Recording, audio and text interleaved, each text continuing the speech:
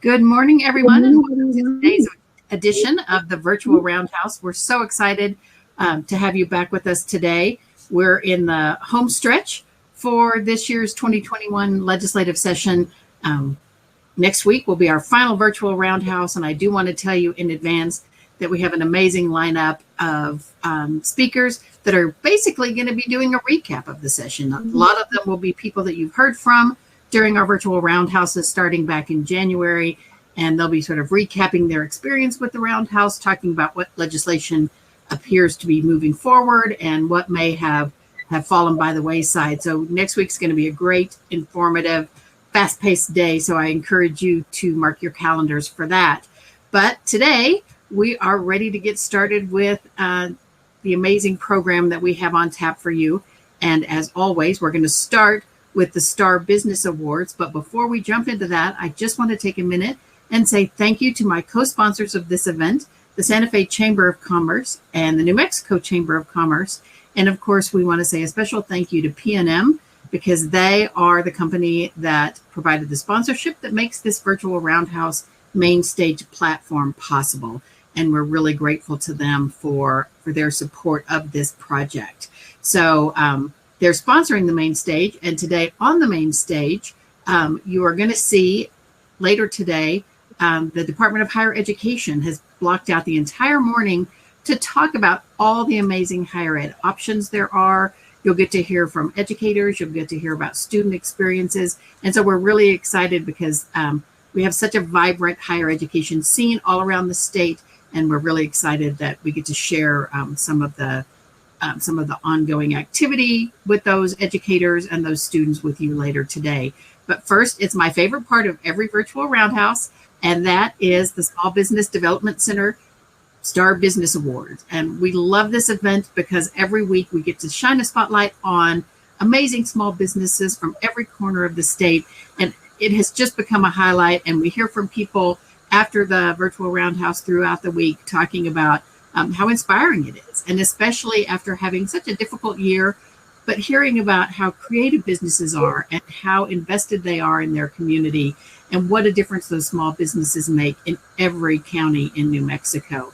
So I am going to turn things over to Juliana Barbie and let her get started with her great teams presenting today's Star Awards. So Juliana, good morning. It's all you. Okay, good morning, Kathy, and thank you so much for hosting us. And good morning. I am Juliana Barbie, and I'm the director of the Small Business Development Center at Northern New Mexico College. And on behalf of our executive director, Russell Ryrick, and our entire New Mexico SBDC network, I would like to welcome all of you to this SBDC virtual roundhouse. For over 30 years, the New Mexico SBDC network helps businesses get started, grow, create jobs, access capital, and grow sales and thrive. And we could not have done this without the help of our resource partners.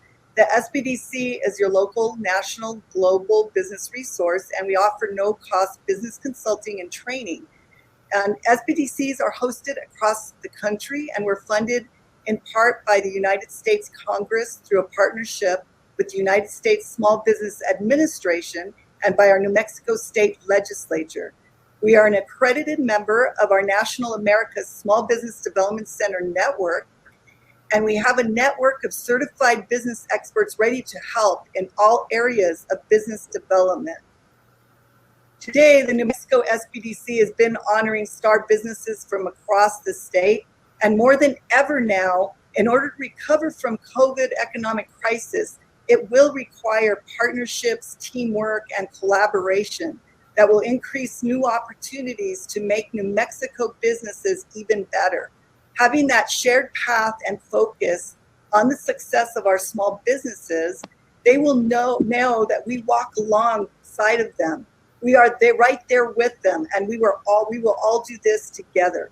This morning, we are shifting the focus on our resources that have positively impacted our small businesses. So at this time, I would like to introduce Josh. He's here, and also good morning, Senator Michael Padilla.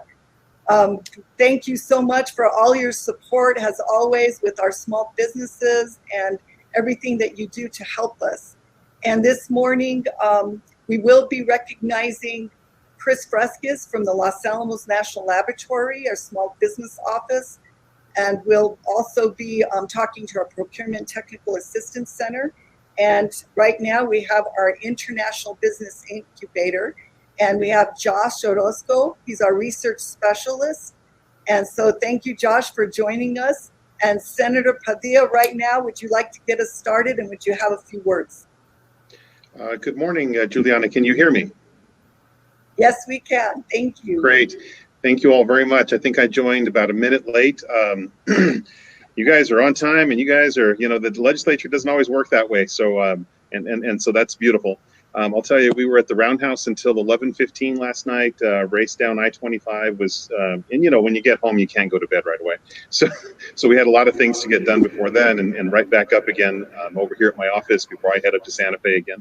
Thank you very much for having me. The legislature is in, I'm going to call it the home stretch, but I have to tell you, 12 days is like an eternity in the legislative session.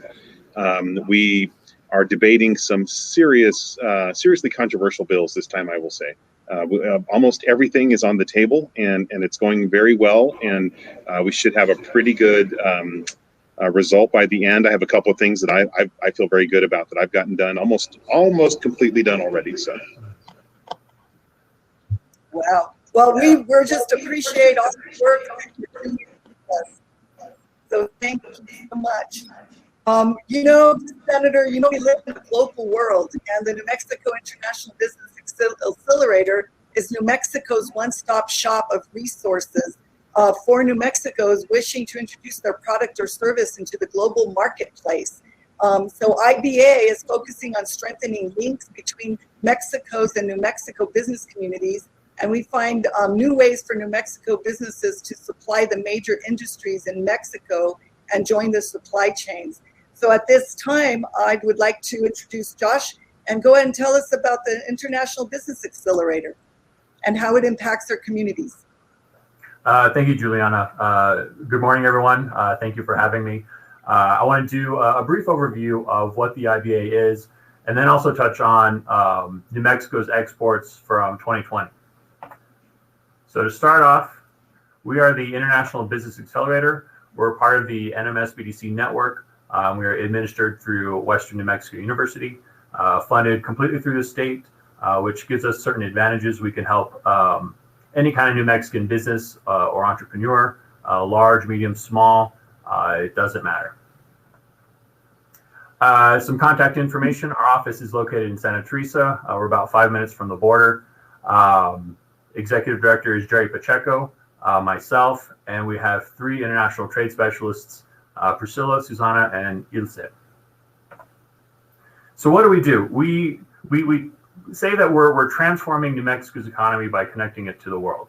And so we're charged by the state to do 2 major things. We're here to grow New Mexico's exports, and we're here to be New Mexico's international trade and border expert. So to grow New Mexico's exports, we do 5 major things. We recruit export industries to New Mexico. So those are companies that already export, but we bring them here to bring those jobs and investment to New Mexico. We counsel businesses on how to do international trade, so usually a small business through the NMS-BDC.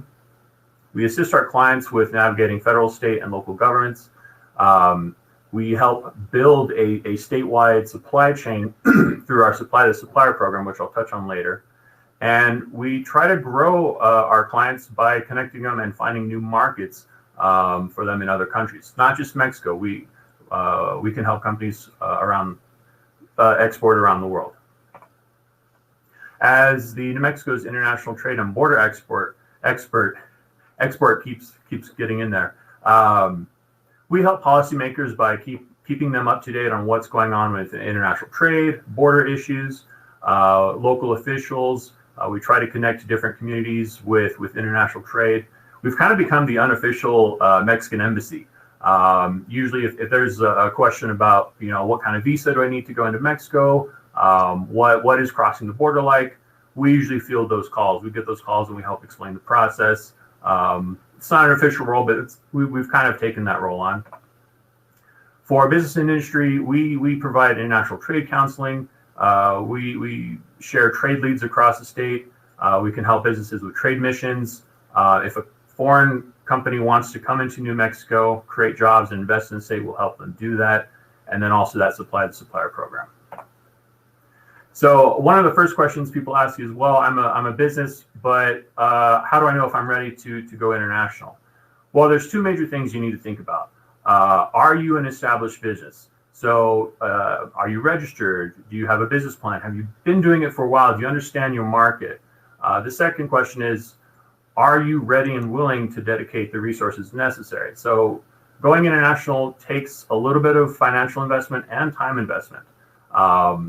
There may be some upfront production costs that a supplier may need from you, or a customs broker may need a deposit. Plus also time. You need to meet with these people, you need to meet with us, and be willing to meet with potential suppliers and buyers in other countries. So if you can answer yes to those questions, then by all means, give us a call and we can help you make the first step. So I mentioned the supply to supplier program. One of the things we realized is not every company is ready to supply a major maquila in Mexico. So what we figured we could do is come up with a system where we can connect a small business from anywhere in New Mexico with a large industrial operation that's already exporting to Mexico. And so if you can imagine, a lot of these companies come from other states. They may be headquartered in Illinois, California, Texas. Plus, we are on the border with Texas. So it's natural for these companies to find suppliers not in New Mexico. Well, we want to change that. We want to connect those companies, those large industrial companies, with suppliers from New Mexico.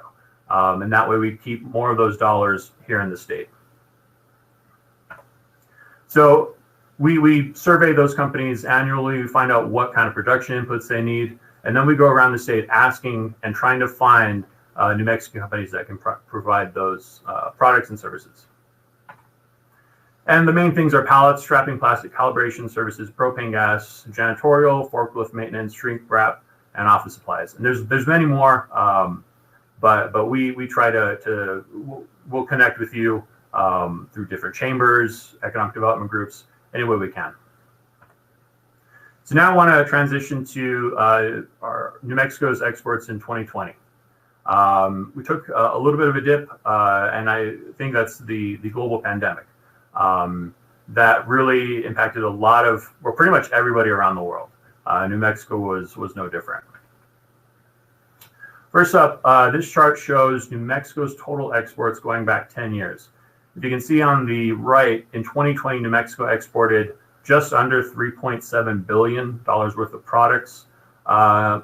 It's good, but that's also a 21% drop from 2019, which was the all-time high of 4.7. So that's a $1 billion drop between 2019 and 2020. 2020, I think, also is about the sixth highest. If you can see on that chart, pretty much for the half decade, New Mexico was pretty steady, and then we got that jump in 2019.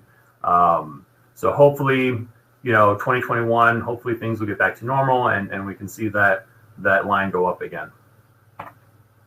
So what do we export? Looking at our top 10 exports are computer parts and accessories, and they represent about 24% of all New Mexico exports. Processors and integrated circuits is about 13%, and medical, surgical, dental instruments and appliances, it's about 5%. So you really can see there are two major exports, and then a third that's kind of a big one, and then you see a lot of 2% exports below, and then all others is 45%.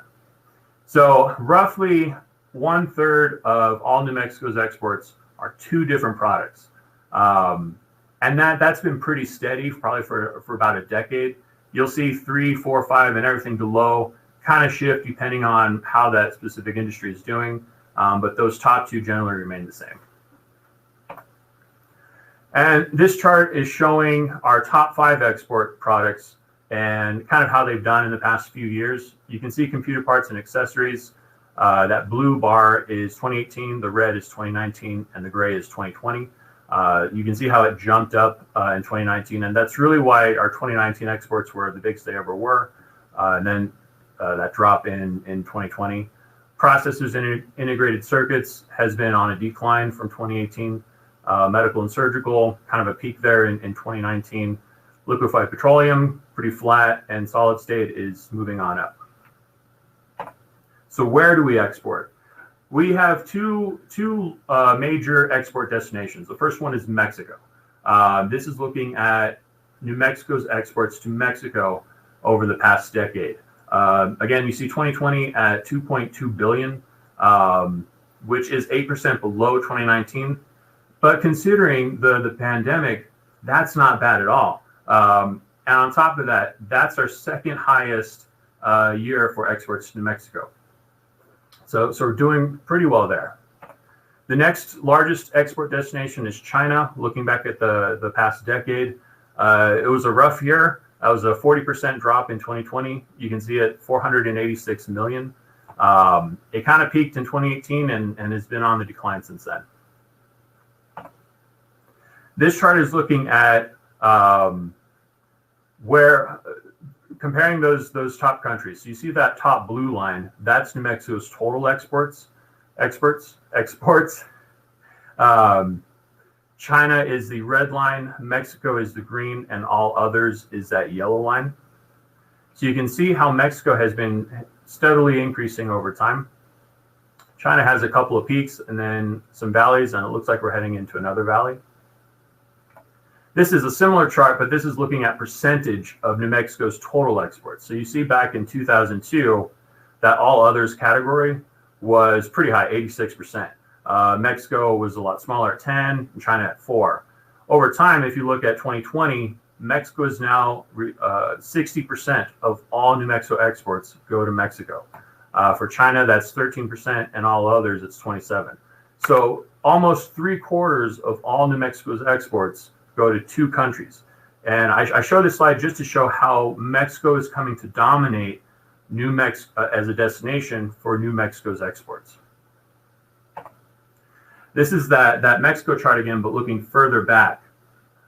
I think the real story here is how Mexico is becoming the location for New Mexico exports. And so what that means is we're realizing more companies are recognizing New Mexico as a place to locate. Obviously, we're geographically located right next to Mexico. We're a natural choice. For decades, Texas, California, and Arizona have been doing a much better job at exports to Mexico, but New Mexico is starting to come up. Even looking back at the last decade, in 2011, $464 million worth of exports to Mexico. We're now at 2.2 billion. That's roughly, 450% increase over a decade. That's incredible, and that's the story of New Mexico's exports, how Mexico is our future, really. We'll continue to see that line increase as more companies locate here, and this is great news for New Mexico. And that's what I've got. Please feel free if you have any questions or you want more specific information. There's my email right there. Please give us a call. Thank you. Thank you so much, Todd. We have really seen that the IBA is really revenue to the state. And so, Senator, I know you sit on the Senate Tax and Business Committee. How critical is this revenue that's coming into our committee? Because I know for the last 3 years, I think the IBA through the supplier program has brought in about $27 million in revenue. Well, that's great, and thank you, Mr. Orozco, for that update. I mean, what a phenomenal story! You know, what a way to deal with the pandemic. Because even looking at a couple of your graphs and the current year result, I believe that this year's performance will be at or above where it was pre-pandemic, and so that's interesting.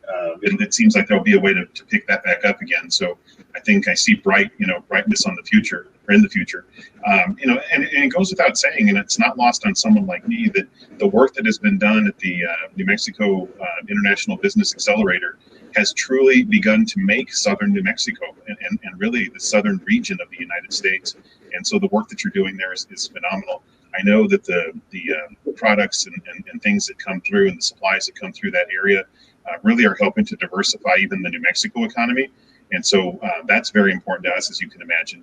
because we were heavily reliant on just a couple of industries and a couple of ways to make to create jobs and earn a living here in New Mexico. And so on our side of the border, at least, I just want to sit here and say thank you. I don't know that anyone I don't know who else says thank you to you, but I want to say thank you formally, because I'm sure it's not easy.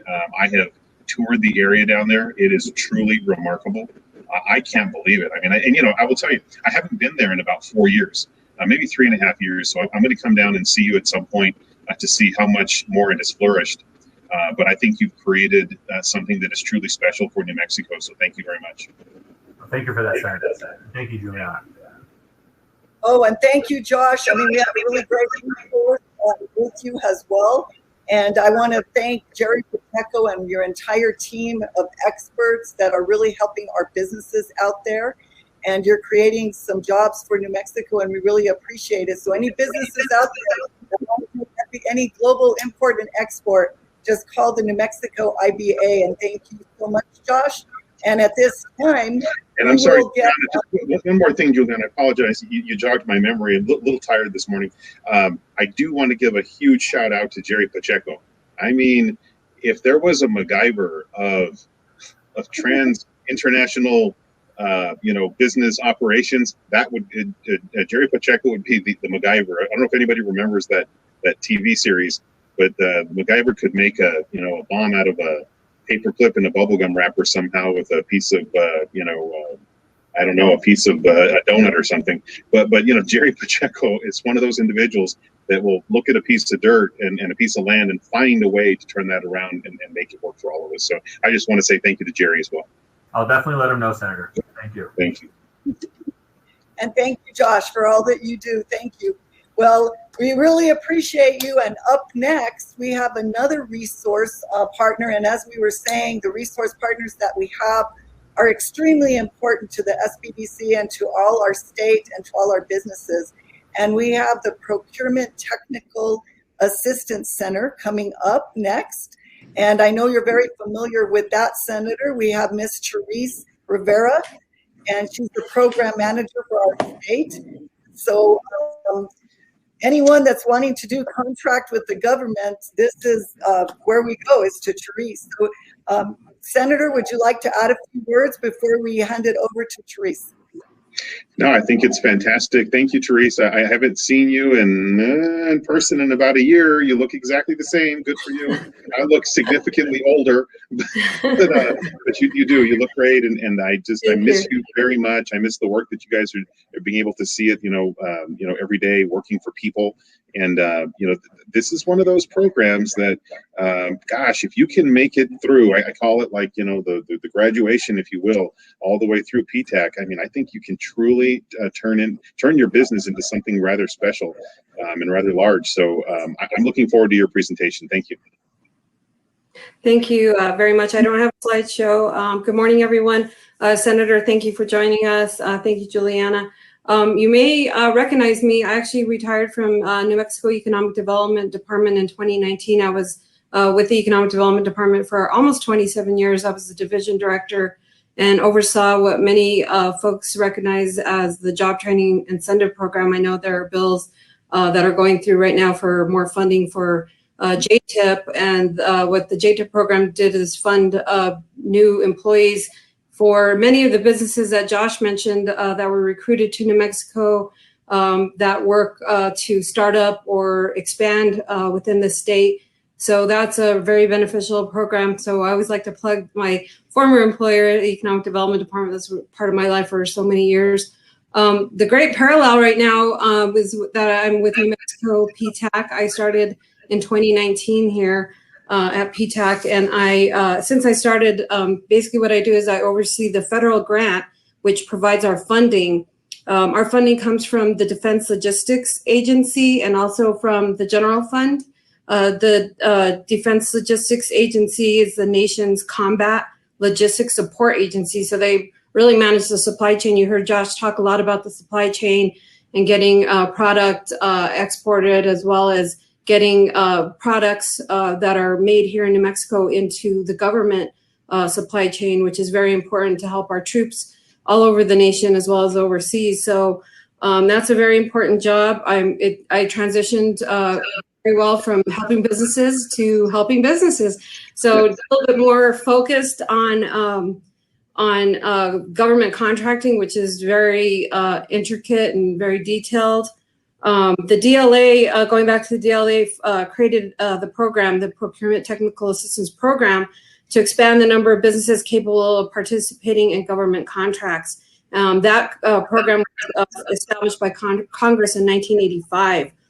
Here in New Mexico, our program, PTAC, Procurement Technical Assistance Center, was established in 2009.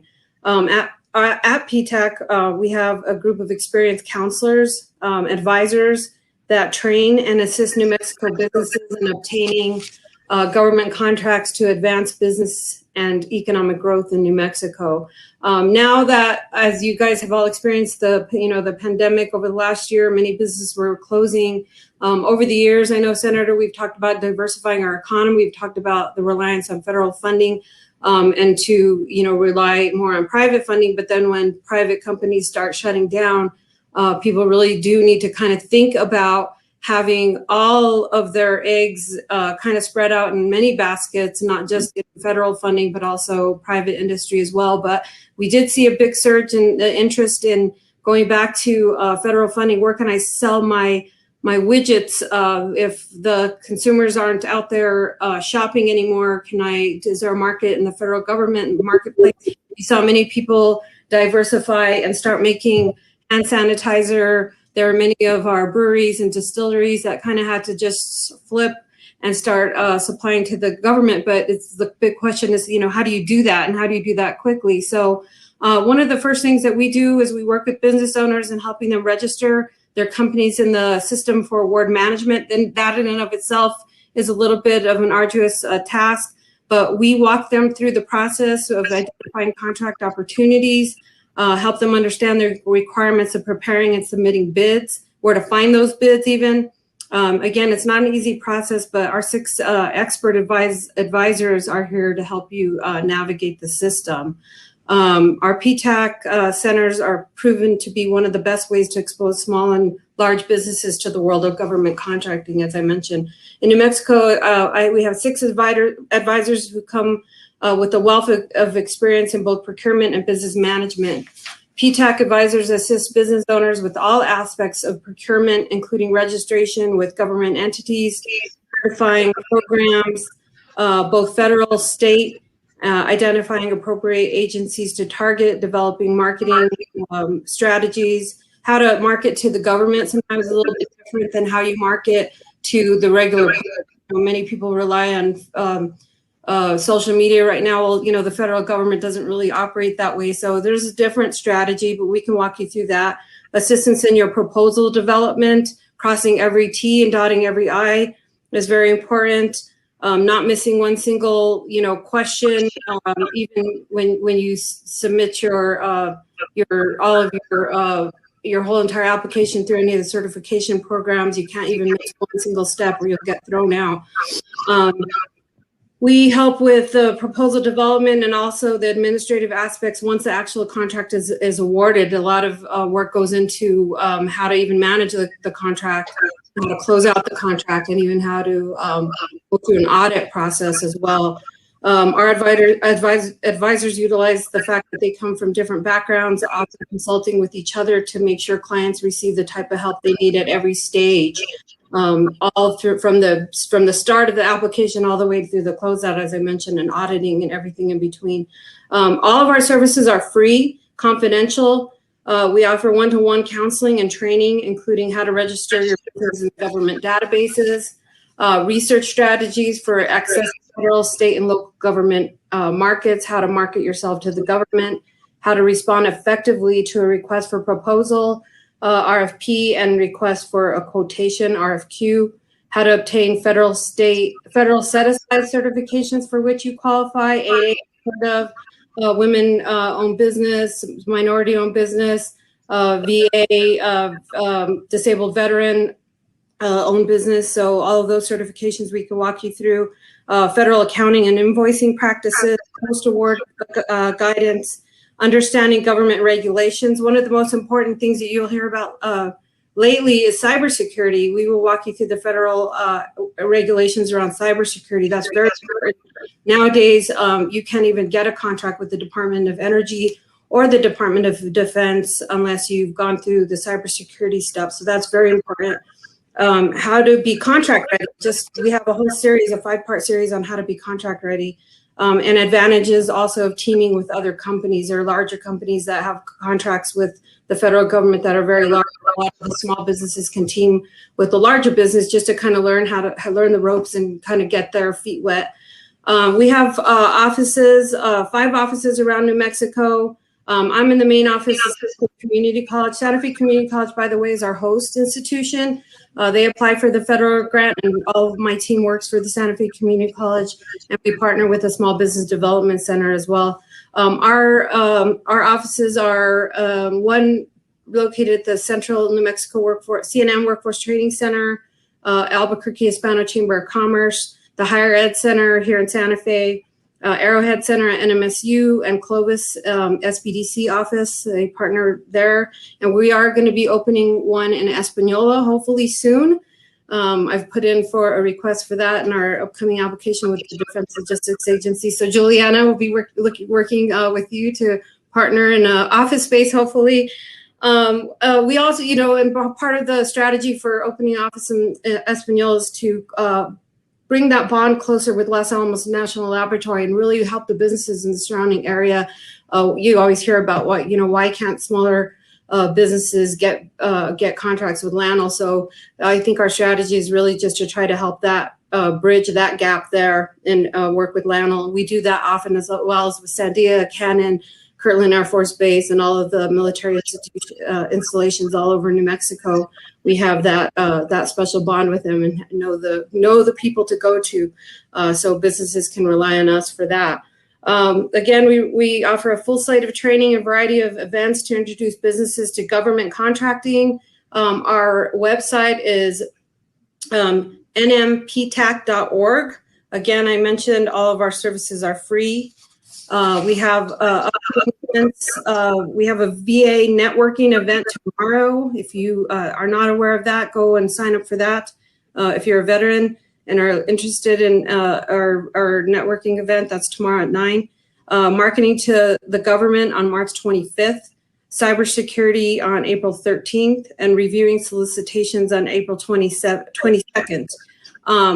What we do and our successes, how we're graded really is that we look at our new clients, and our third quarter, our program year starts April 1st through March 30th. It's kind of an off year for the federal government, and also does not align with the state of New Mexico's fiscal year. But anyway, we're basically we ended our third quarter in December.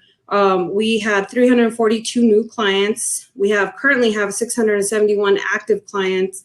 We've hosted 59 events. We are slated to host 90 events a year. And as of December, we had 59 events. Those are all training events. We partner with LANL. Again, we help them host one of their events, kicking out their Ariba program, launching their Ariba program, which is a new system where companies have to apply online. It's a whole new remote electronic system. So we've helped them launch that. And we've assisted 329 clients to secure $88.8 million in federal contracts. So I think that we're not even finished our whole entire program year, but $88.8 million in federal funding. So that's just an amazing success. I didn't run the numbers from the start of PTAC, but I can imagine that this is probably maybe even $1 trillion. Mexico has tons of federal funding, and businesses just don't know, are either just afraid of the process. But we also not only help businesses with how to work through and navigate the federal process, but also state, local. People don't even remember, the state of New Mexico has to contract for services for janitorial, for landscaping, for any types of service. Even the city of Santa Fe, the Bernalillo County, even the educational institutions, Albuquerque Public Schools, for instance, we work with to make sure that they get their services. And we definitely want to push local. We want to help local businesses get those contracts. So I know we've seen many out of New Mexico businesses coming in looking to try to work with our laboratory to try to get those contracts. I'm like, that we're right down the street. So we should really be helping our businesses, our local businesses get these contracts. Nothing against, businesses. And I know everyone does a great job, and we're here working as a nation, try to better our overall economy. But we definitely want our New Mexico-based businesses to get these contract awards. So we're here to help. Again, my name is Therese Rivera. nmptac.org is our how to get a hold of us. And we, like I said, I have 6 advisors. They're great, wonderful people, very knowledgeable, far more knowledgeable than I am on all of the intricacies of government contracting. So shout out to my staff for doing such a wonderful job. And I think it's thank you, Therese. I think it's really exciting to hear. I guess I didn't fully realize the number of agencies that you work with. I didn't realize that. I assumed it was federal government and I think I knew it was state government, but I didn't realize it was all the others as well. So thank you for that. One thing that I hear a lot from people about contracting with with the federal government, this and that, is, especially the federal government, is I can't show up with 15 million widgets of my product. Am I going to get knocked out right away, if I can't do that? Because it's kind of like trying to sell to Walmart, if you will. You might go and produce your product and take it down to Bensonville or wherever it is out in Arkansas and go to their vendor, fairs or whatever. And they tell you, well, we'd love to do business with you, but, if you're making tortillas, we need 5 million of them, in the next 90 days. How does that work for smaller businesses trying to get in? Well, we can help them with teaming approaches with other larger businesses. Sometimes starting small and kind of getting your feet wet and really just kind of learning the ropes before you jump into a federal contract. In some cases, we rely on our partners such as SBDC, the Economic Development Department, and other economic development organizations, and try to help businesses scale up. Sometimes they just, adding employees, adding capital revenue, adding a new facility. All the other programs like LEDA and JTIP and all the other programs that are out there, West lending programs, SBA programs, can help a business add that type of capacity in order for them to scale up and ramp up in order to meet that capacity of the 15 million tortillas or whatever. So I think that there are so many. New Mexico has so many resources for businesses that I think businesses are still finding the resources every single day that they didn't know about yesterday. So it's events like this and networking events and people, Senator, like you, that can just spread the word about all the resources that are available, as well as continuing to fund the resources that are available. And thank you for all of your support over the years, Senator, supporting all of these great incentive programs and funding programs, resources that are available, because really businesses don't know where to turn. And I still find a new one will come up and say, wow, I didn't know about these programs, and they're great. So well, they do truly work. I mean, at the end of the day, it's just picking up the phone, setting up the appointment, and who knows what you're going to jump into, how many hoops you're going to have to jump through. But that's business. I mean, I went from working for other people, 21 years ago, for several years before that, but I won't, that'll age me a little bit. But I just, and then I went to making next to nothing, told my sons, you're going to, public universities and public school from here on out, period. And then we did really well with our business and stuff. But until you make that leap and make that phone call and have that conversation, you're really never going to truly know exactly, what's available to you. So thank you for all the work that you do. Absolutely. Thank you, Juliana.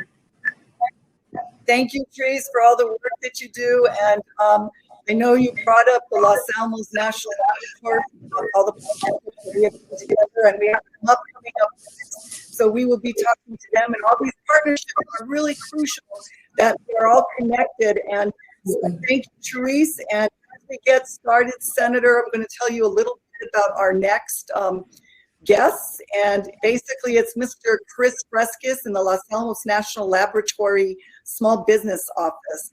And, you know, I want to tell you a little bit about this because they've been a fantastic partner. This is Chris Frescus. And, you know, when our actions create a legacy to inspire others to learn more, do more, dream more, we've all heard about that. And that's really about a great leader. And I really see that in Chris. Those are his qualities, but it's also of a really great partner. And our SBDC has really been working with the Small Business Office at Los Alamos National Laboratory for years. And we're in a teamed effort to really help our businesses grow. We will also be having Mr. Warren French as they come on, and also Yvonne Gonzalez. She's a small business advocate. They will be popping on in a little bit. And today we're celebrating Chris Frescus. He's retiring after 30 years of service to the lab. And so we are definitely going to miss him because he has contributed so much to our community to basically connect us. And so, Senator, I'd like for you to welcome Chris. And so do you have a few words for him? Well, gosh, yes. You know, I have to say that I think we've been in meetings together, maybe luncheons, but I've never actually had the privilege of spending any real quality time with him. But that's when you know this is someone who works really hard and really delivers a lot of results, because I hear about him all the time. I hear about you, Chris, all the time, and it's just remarkable the work that you do there. I think if there was an Academy Award for the type of work that you do, you would definitely get it or be in the top contention, multi-year, et cetera.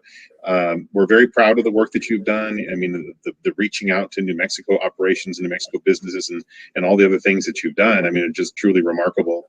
I'm sure that this is, that what we're going to say about you today just scratches the surface of all the work that you've done over the many years. And, you look like you're about 20 years old over there. So I'm sure you have a whole other career lined up and ready to go, because we need you. We want you, and we want you to continue doing the great work that you do. So thank you. And congratulations. Thank you, Senator. Thank you very much. Chris, just so everyone kind of knows, just give us some highlights and services that we've been working on, and just services of your office, so everyone knows about that. Okay, so just real quick, Juliana, the small business program at Los Alamos is pretty much driven by the fact that there's a small business subcontracting plan in the prime contract that Triad, who's running the lab now, has with DOE and NNSA. So in that, we look to do outreach to suppliers. In the past, those were live. We were on the road. We were traveling in New Mexico and around the country, and would have people come into the lab also to do those outreach events and join us. I think you and your team, and also Therese joined us at some events prior to COVID hitting. And so now we've gone to a virtual process now, and we've been doing those since last April, and been really successful. I mean, our typical attendance at our events in Los Alamos was probably 100 to 200 people. And since then, we've gone up to probably 700, 800 registrants in a lot of our events. So that's been really, really a huge success. And I think it's helped, because it's harder to travel for people, and Los Alamos isn't, right off of an international airport that you can get to easily. So that's really helped us a lot, I think. We use those events to communicate to suppliers, how to do business with the lab, provide information on procurement opportunities, tell them about some of the specific requirements to do business with LANL. We'll bring in the SBDC, the PTAC, et cetera. We had Therese and one of her staff, Alethea, come in and do a presentation on cybersecurity, like Therese was talking about earlier, trying to inform suppliers about, what it takes to be cybersecurity compliant or strong for doing business with the federal government. So that was really good. Safety, quality, security are some things that are really important to the lab. So we do a lot of discussions on that at our outreach events that we have. We're also, collaborating internally. We go to our technical requesters, our procurement staff, and look for forecasted opportunities and try and make introductions, so we can, take some of those suppliers that we've met virtually or in person, and say, hey, here's a supplier that might be able to help you with your particular project or the procurement you're working on, those types of things. And so that's been really, really good. We also work with our community partnerships office, Kathy Keith, Vanjie Trujillo, Patrick Duran out there, those folks, Janelle Maestas, those are also some folks that we interact with quite a bit. And again, just looking for ways to, increase our opportunities to, engage with suppliers, enhance economic development, support the local area as best as we can. We also work with the Feinemann Center, Marianne Johnston out there, and her staff, as far as, working with the New Mexico Small Business Assistance Program and what they can do for small businesses. RDC, Val Alonso, it's another one that we work with quite a bit. So all of those partnerships, I think, are really critical and help us, to be able to support our local suppliers and to drive the economy here in northern New Mexico. We are a liaison. We're advocates for small businesses. We oftentimes introduce small businesses or other businesses to counterparts that they might be able to work with and team with and partner, like Therese talked about earlier. Sometimes if a project's too big, or maybe it's not partially, entirely in your scope, you can team up with somebody and be able to attack that particular procurement together instead of just all by yourself. So those things are things that we look for as well as ways to find those opportunities.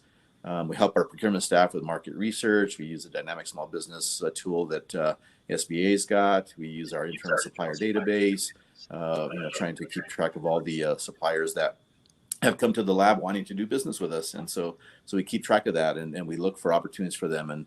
And being a federally funded organization or institution, the lab, sometimes it's based on budget, right? And so we have to just wait for that right opportunity to be able to say, aha, this is the company that 2 years ago was interested in doing this, and now we have an opportunity to introduce them to the right people to be able to take on that challenge. And again, that's where that diversification comes in, and being able to have some other lines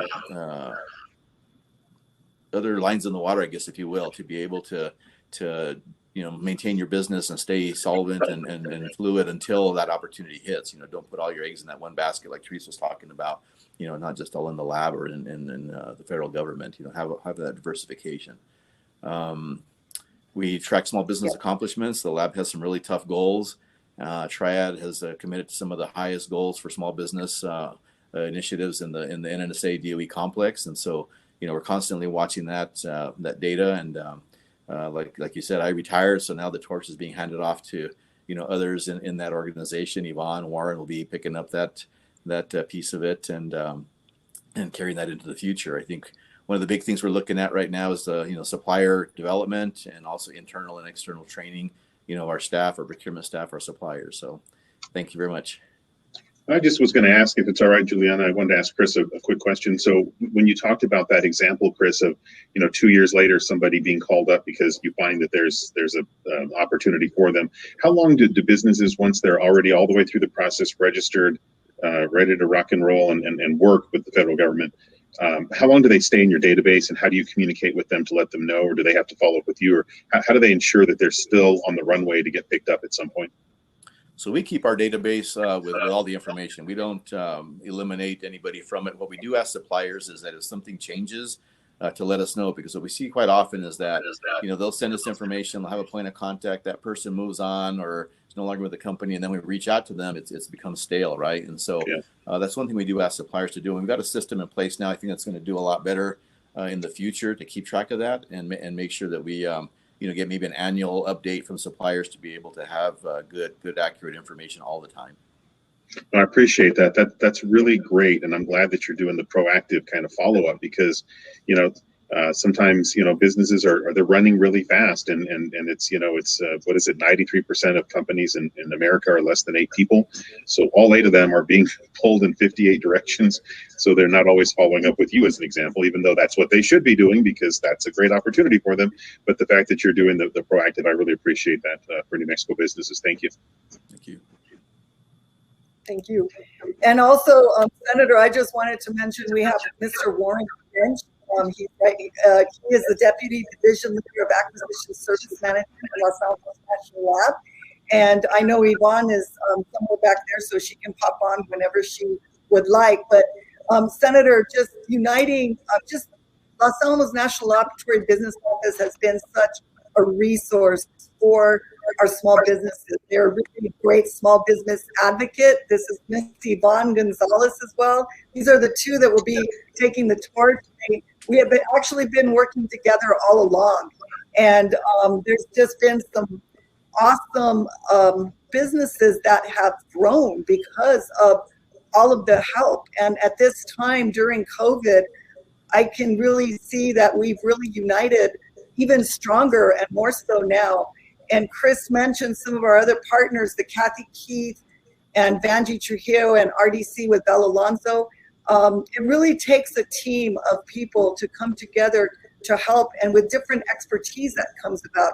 And I know everything is going virtual because everything now with the Arriba is going virtual. And I know, Senator, broadband is a really huge issue in our state right now. And I know you really support what's going on there. So how are you going to help basically all the lab, the SPDC, all of us, the businesses with the broadband issue that you're supporting?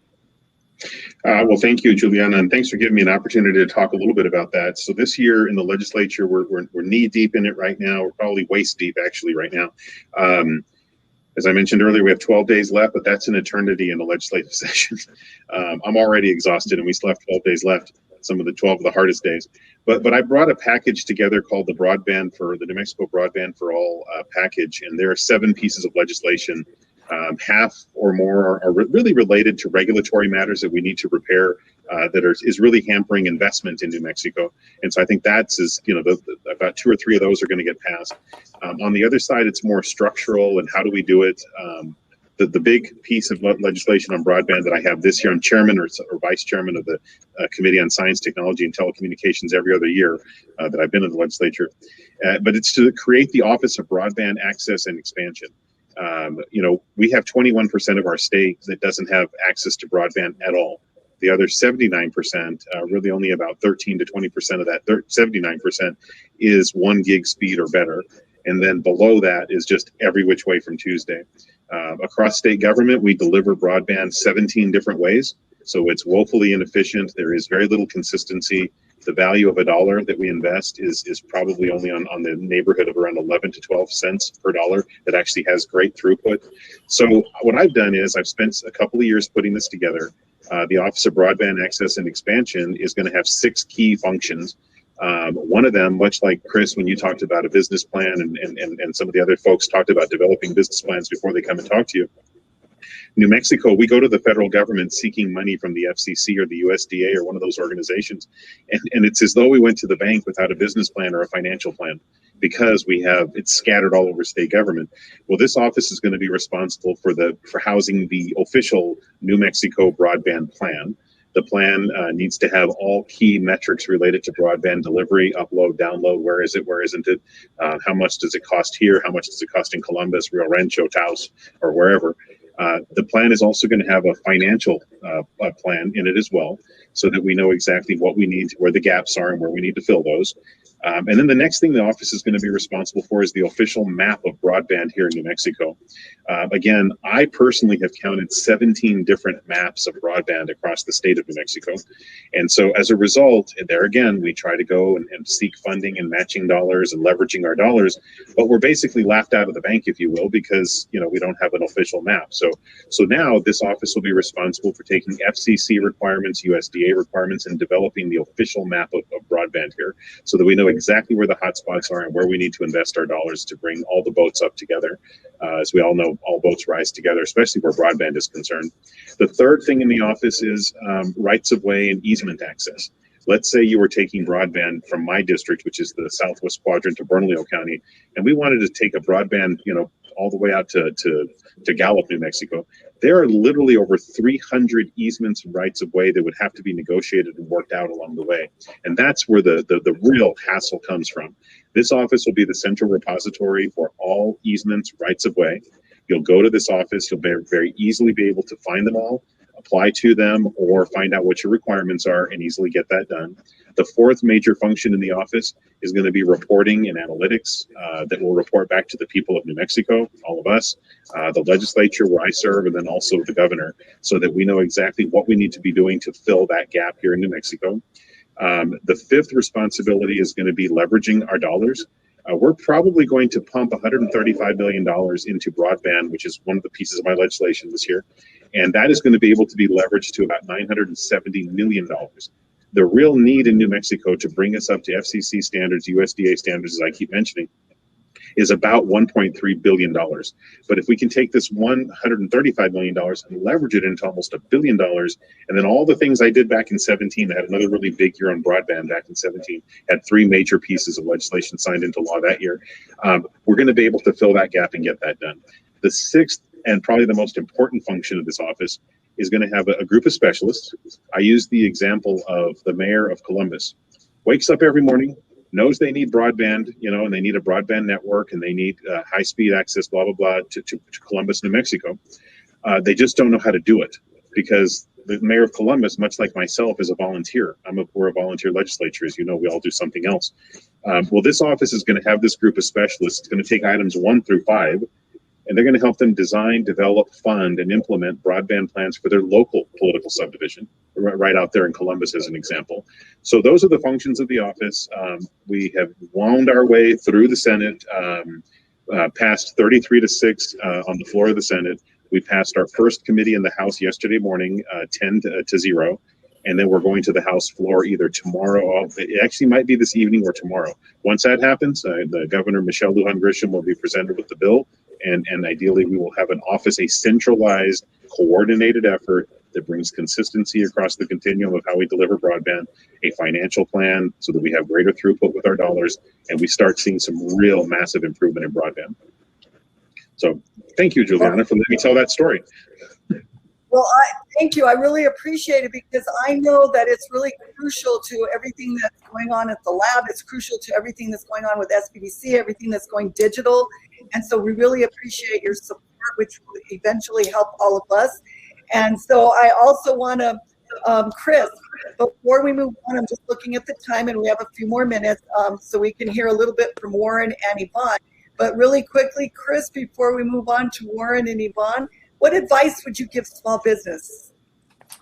Well, I think part of the main advice being a marketing major is, keep marketing, keep putting yourself out there. Please keep, getting those lines in the water, as I always talk about. And my buddy Adolfo Vasquez over at the PTAC in Albuquerque talks about, keep those lines in the water. Think about early in the process, like Therese talked about, distilleries going out there and doing, hand sanitizers, quilting shops and sewing shops, doing face masks.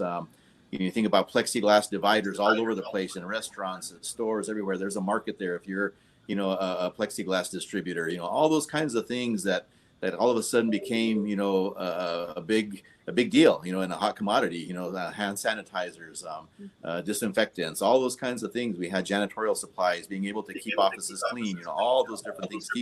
Keep doing those kinds of things. Looking for those opportunities, like Therese talked about earlier. Partner with the local resources around you, take on those things, do some business to business with each other, don't look right in your own backyard. Don't just look at beyond the borders of New Mexico. Look within your community and see who needs you out there. If you're providing, janitorial services or janitorial supplies or, building equipment or plexiglass or whatever it might be, printing services for, tabletops that say, this table reserved or not be able to sit at it, something like that. All those things are out there. Make sure, again, like we talked about earlier, is look at your certifications that you qualify for. If it's a small business, woman-owned business, service disabled veteran, hub zone, most of northern New Mexico is a hub zone area. So if you qualify for that, apply for that certification, because that'll help open doors and get you contracts throughout the federal government as well. That's one of the hardest categories for the federal government agencies to meet their goals in. And we've got a whole, mapped area here that's all hub zone. And if you qualify for it, apply for that, And then, keep talking to the folks, the PTAC and the SBDCs, going to all those trainings they talked about. Those things will help you to, better your business and make you, sharpen that tool so that you're ready when the opportunity does come up, So, and again, keep pushing for the infrastructure you talked about, the better internet and all the things that you need to be able to have to do your business. And then lastly, just be sensitive. Your employees are now employees, they're teachers, they're, doing all kinds of stuff from home. So, all that's changed a lot. So again, just keep that in mind as you go forward in your business. And Juliana and Chris and Warren and Yvonne, I have to apologize. I do need to jump off right now because I've got to jump in the car like literally right now. And I'm in my office right now in Albuquerque. I got home around midnight last night. Well, it's 12:30 last night, but I didn't want to miss the opportunity to congratulate you, Chris, and to meet the rest of the folks that we spent the last hour with. Yvonne and Warren, I apologize. I can't listen any longer at this point, but I've got to get rolling. Thank you very, very much for all the work that all of you do. Thank you to the Small Business Development Center. I always love interacting with you. And you're just doing phenomenal work for New Mexicans. And just please keep your focus on our state, because we need all the help we can get right now. And I see really bright days ahead for all of us. I'm very encouraged. So, but based on everything I heard this morning and everything I know about the work that you do. So thank you all very much. I'm going to log off, Juliana. I wish I could have spent more time. Thank you so much. Thank you, Senator, for all your help. And so while Senator leaves, I'm going to go ahead and introduce Mr. Warren Finch and Yvonne Gonzalez. And Warren, we probably have maybe about a minute or 2 minutes between both of you. And so I apologize for that. But Warren, go ahead and tell us, you had a really good year of subcontracting achievements. What do you anticipate for the coming year? Thank you, Juliana. Quickly, yes, we had a good year last year. We look forward to the coming year. Good news, the laboratory got a significant boost in budget. So that typically means there will be more procurement dollars flowing out of the laboratory. So that's good news for the region and the state. Going forward, we look forward to continuing our collaborations and building new collaborations with small businesses in the state and in northern New Mexico. I did want to also reiterate, it's been touched on a couple of times, our new procurement system called Ariba. All of our suppliers need to get registered into the Ariba system. If you go to the LANL external web page and then go to business, and then look on the right-hand side under supplier resources, there's directions on how to register in the Ariba system. And we have folks here at the laboratory that can also help if there are questions or issues there. And we continue to look forward to collaborate, Juliana, with you and Therese and all the small business advocates around the state, and look forward to a successful year this year. Thank you. Okay, well, thank you, Warren, and thank you for all you do as well. And Miss Yvonne, tell us how the Small Business Office can communicate to all the small businesses. What are you doing? So the Small Business offers so many different options when it comes to assisting our small businesses, to include one-on-one sessions explaining what kind of services or commodities LANL needs and explaining the various requirements needed. We often schedule meetings with companies and invite buyers and technical requesters so that they can learn more about a company's capabilities.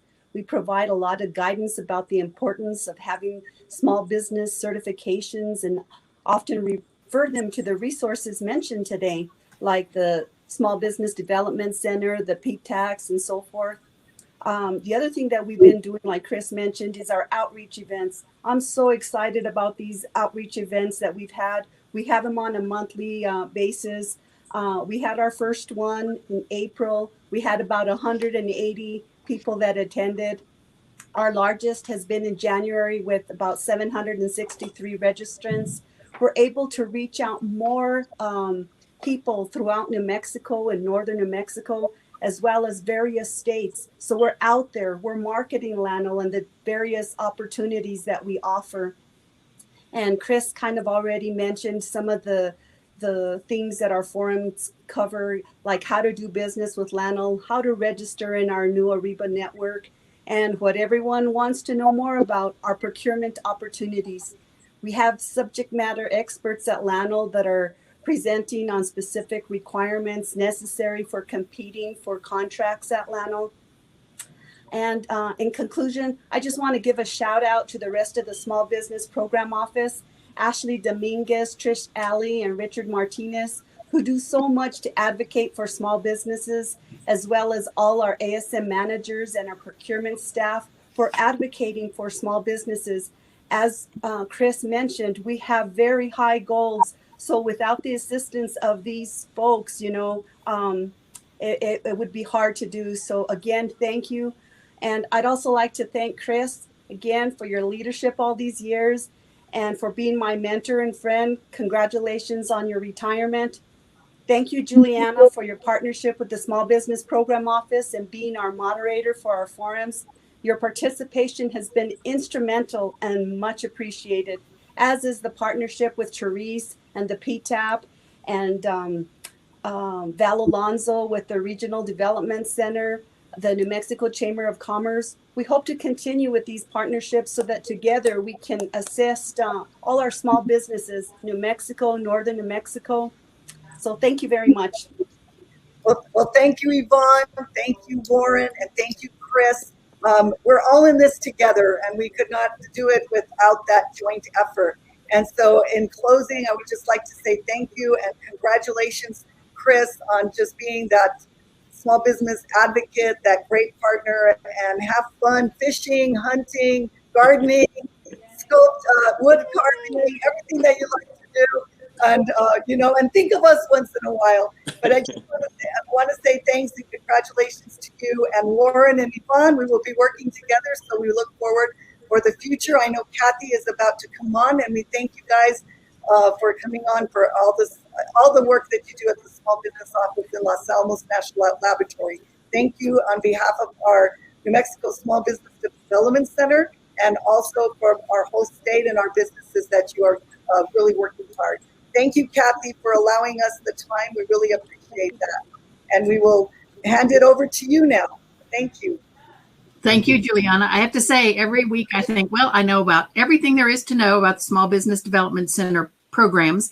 And every week I learn something new. And so I'm really appreciative that we had that chance to learn more about all the programs that SBDC offers across the state and all the great resources. Because again, one of the speakers mentioned previously that the key to coming out of the last year, the key to economic recovery and vitality is really partnering together and maximizing access to resources. And I think the SBDC is going to be an amazing resource for a lot of New Mexico businesses going forward, building on all the great work that they're already doing.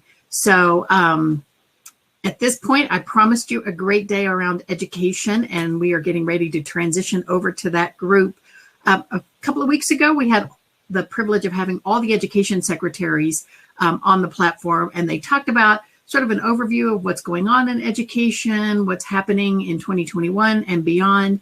And it was really a chance to highlight, again, the rich landscape that we have here in New Mexico when it comes to higher education and the amazing options, both for students transitioning out of high school and for more mature students who want to expand their education or go back and retrain. And so we're so excited today to have a chance to learn more about what's happening in the world of higher education, and again, hear from educators, and most importantly, hear from students themselves, because again, I think that's a voice that should not be overlooked, and we're so excited to be able to hear from them. So I don't want to take time away from their great programming that they have this morning. And so I'm going to turn it over to Secretary Stephanie Rodriguez and let you start hearing about the higher education landscape in New Mexico. Secretary?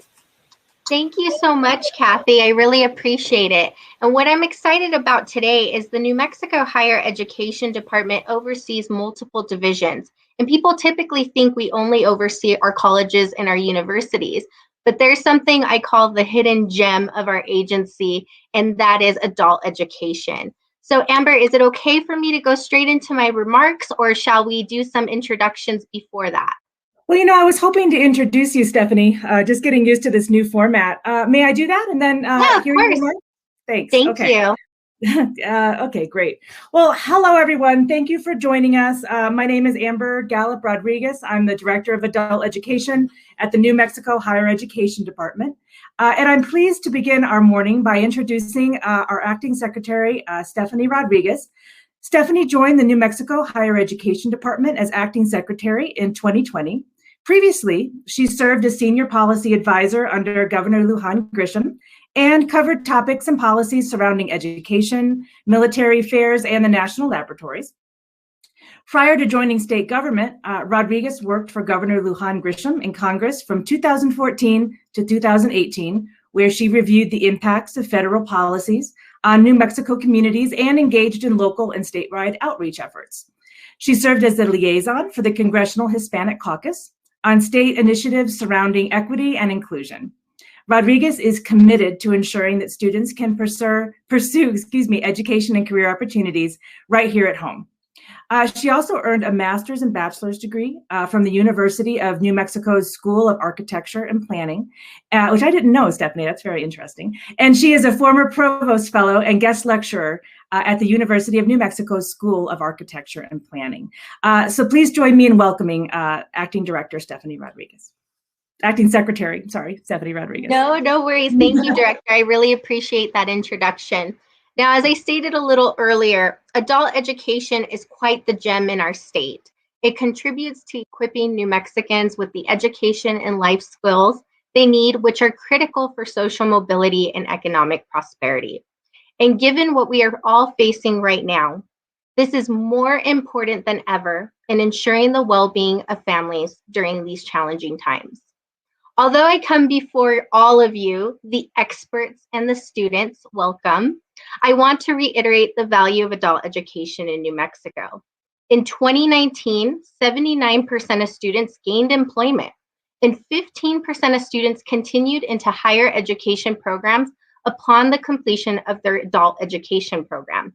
On top of that, students exiting adult education earned a total of $23.1 million in wages compared to our simple $6 million investment.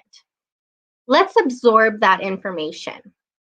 Now, let's all collectively recognize that you all did that for New Mexico and our fellow New Mexicans.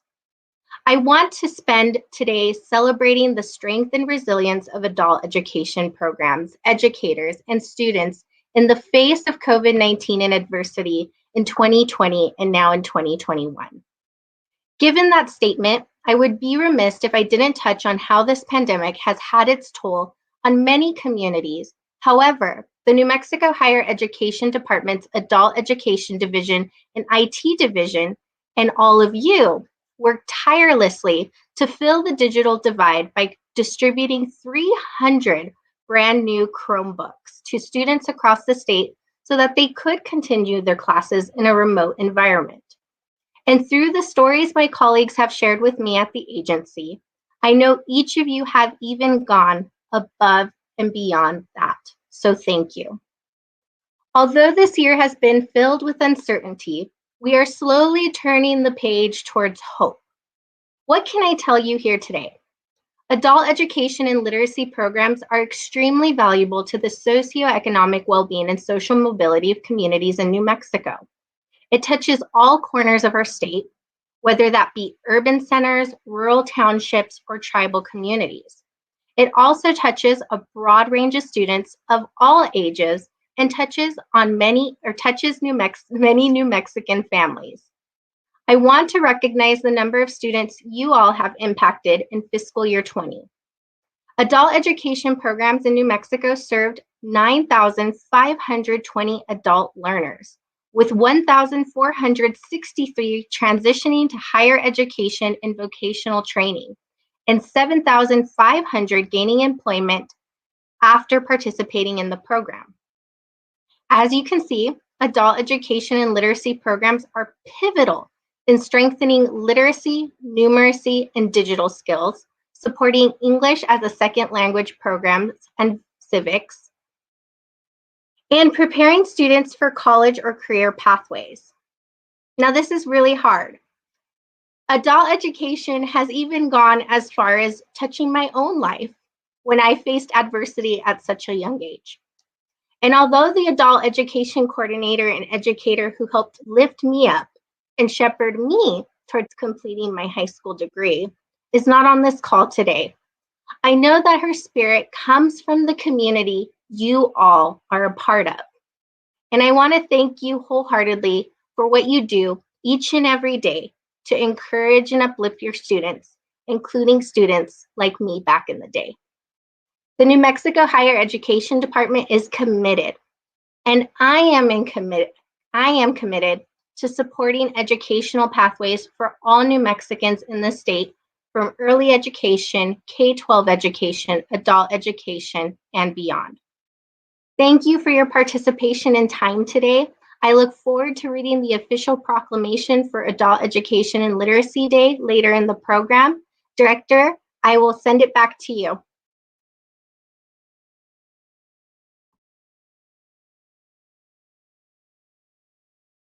Thank you very much, Secretary.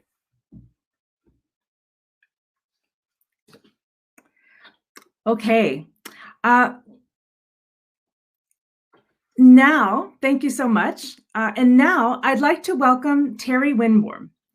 Terry is the Director of Collective Impact at Mission Graduate United Way of Central New Mexico. And she's also the president of the New Mexico Adult Education Association. Moreover, she's a wonderful voice for adult educators around the state. So please take it away, Terry. Thank you, Amber. Okay, I am going to talk to you a little bit about what we at the New Mexico Adult Education Association do. We've been operating in New Mexico for over 50 years. We are a nonprofit volunteer organization that supports staff, educators, programs, and students. And we advocate for the continued support and funding necessary to ensure the educational success of adults and youth in our state. And I realize that sounds kind of serious because coming from me, those who know me know that I'm not serious all that much. I'm currently sitting on my couch and I've got a cat on my knee. But telling you this, I am very serious, and I can't get more serious than I am right now when I talk about the value of adult education in New Mexico. It isn't just about school and classes. It's about people. In the 14 years I've been involved in adult education, I've seen and heard great stories of triumph and heartbreak, of students facing enormous barriers and still moving forward with their education, of adult educators going to extraordinary lengths to ensure that their students have the resources that they need to succeed. I see this every day, of adults wanting to be role models for their children, increasing their own education so that they can encourage their children to go further.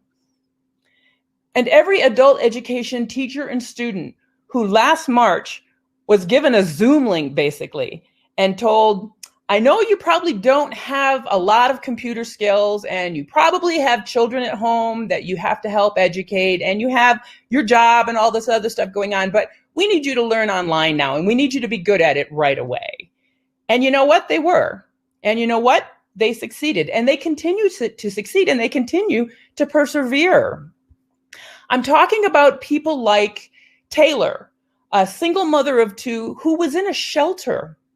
She was suffering from domestic violence, and yet she started to take classes. She went to adult ed classes. She worked hard. She completed her high school equivalency, and then she went on to study phlebotomy at CNM, and she wants to go to medical school. That's who we're working for. And Malcolm, who took the bus 30 minutes each way just to go to adult ed classes after work so that he could stop doing backbreaking work and start to do a job he really liked. And Esperanza, who has a degree in accounting from Mexico, but knew she needed to improve her English if she wanted to succeed here in the United States. And that's exactly what she's doing. And that's exactly what she's working toward. And Irene, working full-time, caring for her family, and volunteering at her children's school so that she can increase her own education. And she wants to go to college. As soon as she gets her high school equivalency, she wants to go to college.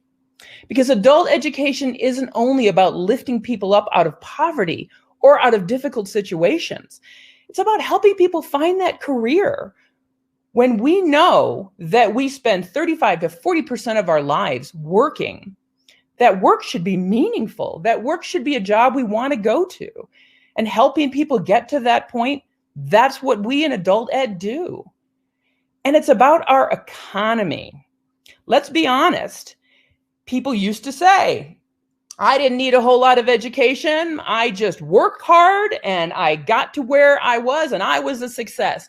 And you know what? That is great that people could do that. But that's not really an option anymore. Nowadays, at least 60% of all jobs require some kind of post-secondary education, whether it's training or certification, whether it's an associate's degree or a bachelor's degree. People need that education, and our workforce needs that education. We've got some big players coming into New Mexico. We're attracting corporate players. We're attracting smaller but essential tech and medical companies.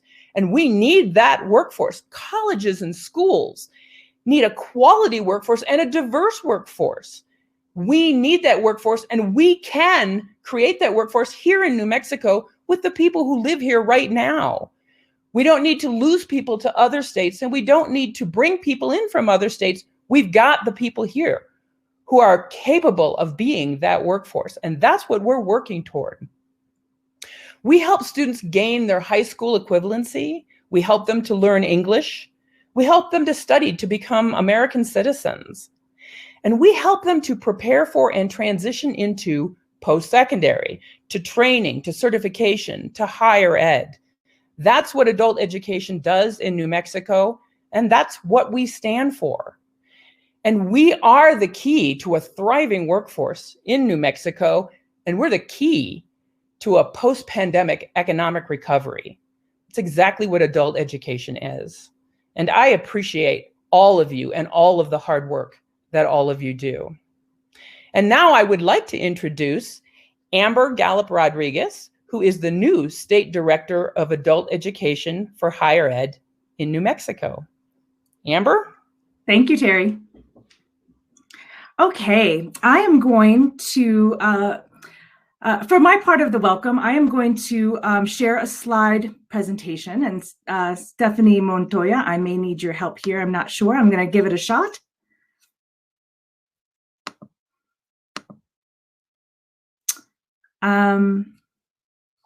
Just 1 second. I do have my PowerPoint up, and I am going to share it right now. Hold on a second here.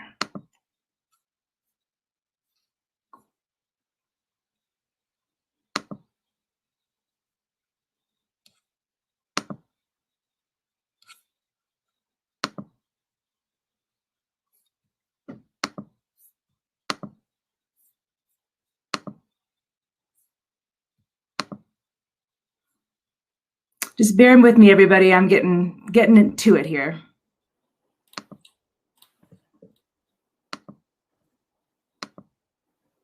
Aha. Stephanie, thank you.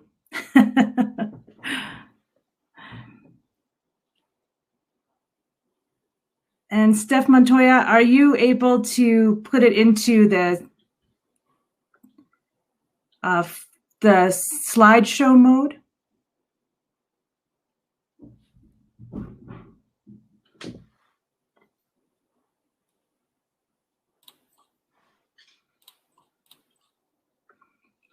Yeah, I believe I had done that. Was it not showing up that way? Well, I'm seeing it in the other mode, you know, the design mode. Yeah, Director Gallup Rodriguez, we've had some technical glitches in the past, so this is the format we typically have to use. Sorry about that. Okay, good to know. Thank you. All right. Got it. Okay, thank you. Stephanie, are you going to, Stephanie Montoya, are you going to help me move through my slides? I sure will. Thank you so much. I'll let you know when we'll move to a different slide. Thank you so much.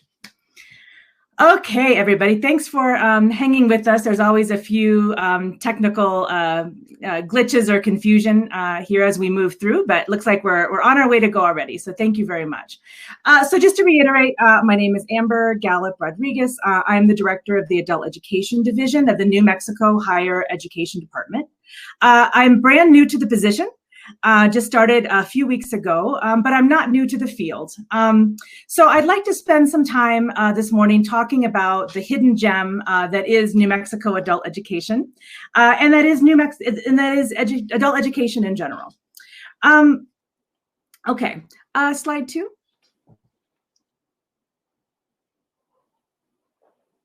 There's a slight delay, so. No problem.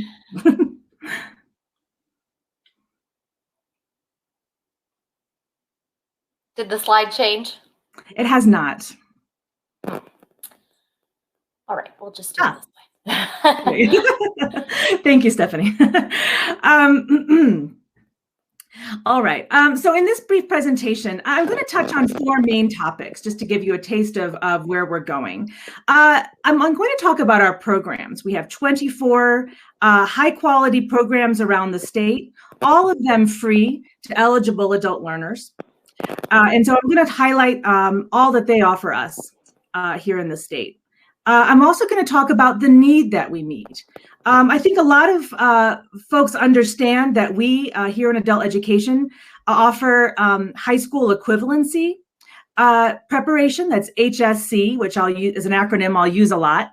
But we offer a lot more than that as well to serve individuals and families and our communities as well. So I'll discuss all of the different needs that we meet and the different services that we offer. Third, I'm going to talk a little bit about adult education as equity and adult education as social justice, and talk about how access to adult education is an equity issue. And then finally, I'm going to talk about how adult education in New Mexico pivoted during the pandemic and how it remains a key to New Mexico's recovery from the pandemic moving forward. So Stephanie, could you move on to slide 3 when you have a moment? Okay, I want to begin this morning with a moment of reflection instead of just launching into my PowerPoint. And I want to share this quote from one of my heroes, a 20th century educator named Miles Horton. And what Horton is saying here may seem simple. He says, the future is out there, ready to be changed.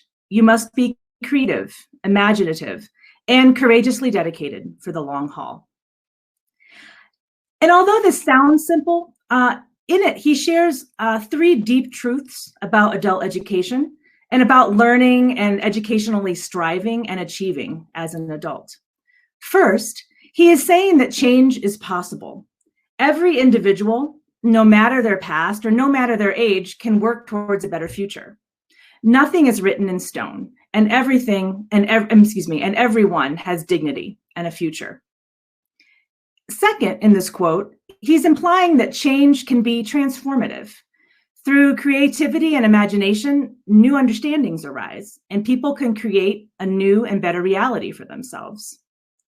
And third, I feel that through this quote, he lets us know that change takes time. You need courage and you need dedication, and you also need to take the time. It's a long haul. Adult education can be a long haul, but the change that it brings is worth it in the end. So in this quote, Horton was talking about social change through adult education and learning, through engaging with each other, through dialogue and participation. And these truths are really the soul of adult education for me. Stephanie, would you mind turning to number 4? Okay, so with that in mind, let's turn to the foundation of adult education in New Mexico. What are we all about? First, we're a key part of the workforce development system in New Mexico. Our adult education programs are authorized under Title II of the Workforce Innovation and Opportunity Act, also called WIOA for short. Title II, our title, is called the Adult Education and Family Literacy Act, or AFLA. AFLA is the source of our federal funding through a program that provides grants to states.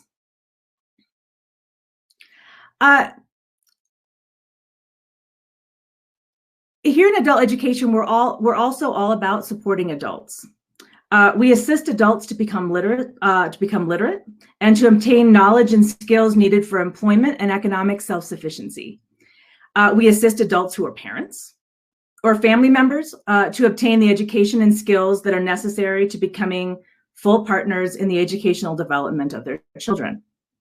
We assist adults in attaining a secondary school diploma and in the transition to post-secondary education, going farther in education, or to workplace training.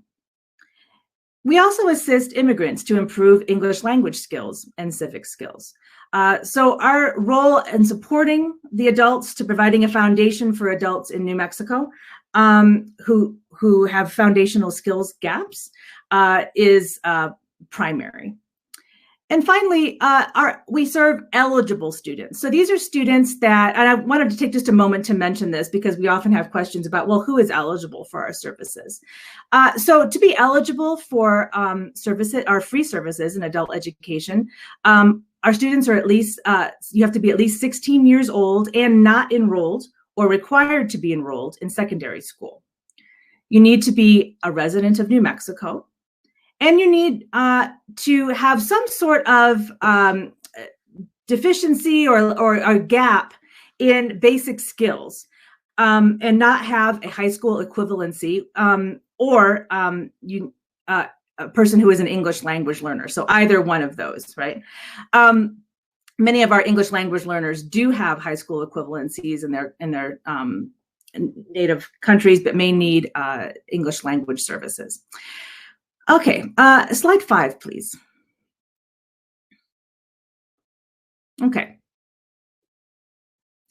So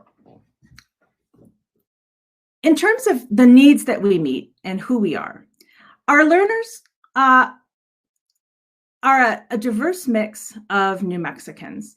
64% of adults in the United States with low academic skills do have jobs. Many of these adults are in frontline occupations that we've depended upon during the pandemic, as well as before the pandemic.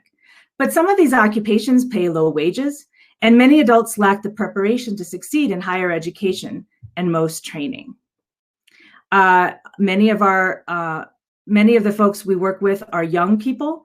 In the United States, many young people drop out of high school each year, joining a large group of youth between the ages of 16 and 24 who are not in school, but who are also not employed or severely underemployed.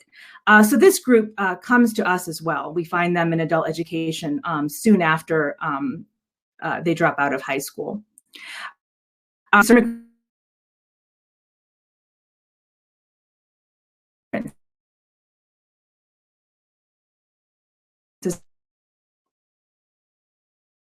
We also parent.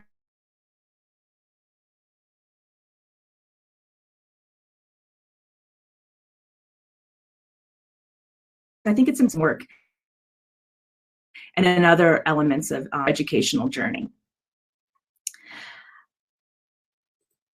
It will also come as no surprise that adults with a high school diploma earn at least $10,000 a year more for full-time work than those without it. The benefits of a high school equivalency, and we call it a high school equivalency, I should mention, because people have typically in the past called it a GED. But GED is only one of 2 high school equivalency exams that are offered in New Mexico. There's another one called the HISET. So we use the term high school equivalency or HSC to refer to both of those. We all know that HSC is associated with higher wages and better jobs, but less commonly known are all the other benefits of a high school equivalency and further education. And I'm going to pause right there for a moment because I'm noticing some comments in the backstage. Should I turn off my video? Your audio was a little better when you turned it off, Amber. Okay, I will do that now. Thank you. Okay, to continue. So less commonly known are all the other benefits of a high school equivalency. For example, safer communities. The health of individuals increases when folks get when communities have a higher percentage of folks who have HSC. There is higher level of voting, of civic participation in these communities as well, and there are better outcomes for children in terms of education and well-being. And just like in communities across the country, our beloved state is also home to many adults who have lower levels of literacy, numeracy, and digital skills. These lower skills can impede someone from being able to perform basic job duties, take advantage of training, navigate healthcare systems, fully understand financial information, and help kids with homework. In New Mexico, based on various sources, various surveys and large national and international studies listed at the bottom of this slide, at least 60% of all New Mexicans have lower levels of literacy and 70% have lower levels of numeracy. Moreover, we have 182,199 citizens without a high school equivalency. Many of those, as you can see on the slide, who don't have a diploma are also not working. They're outside of the workforce. And we have another 124,000 or more who do not speak English well or at all in the house. A lack of HSC or English skills can impede someone from finding high quality work at a family sustaining wage. And it's here that adult education can come in and make a big difference. Slide 6, please.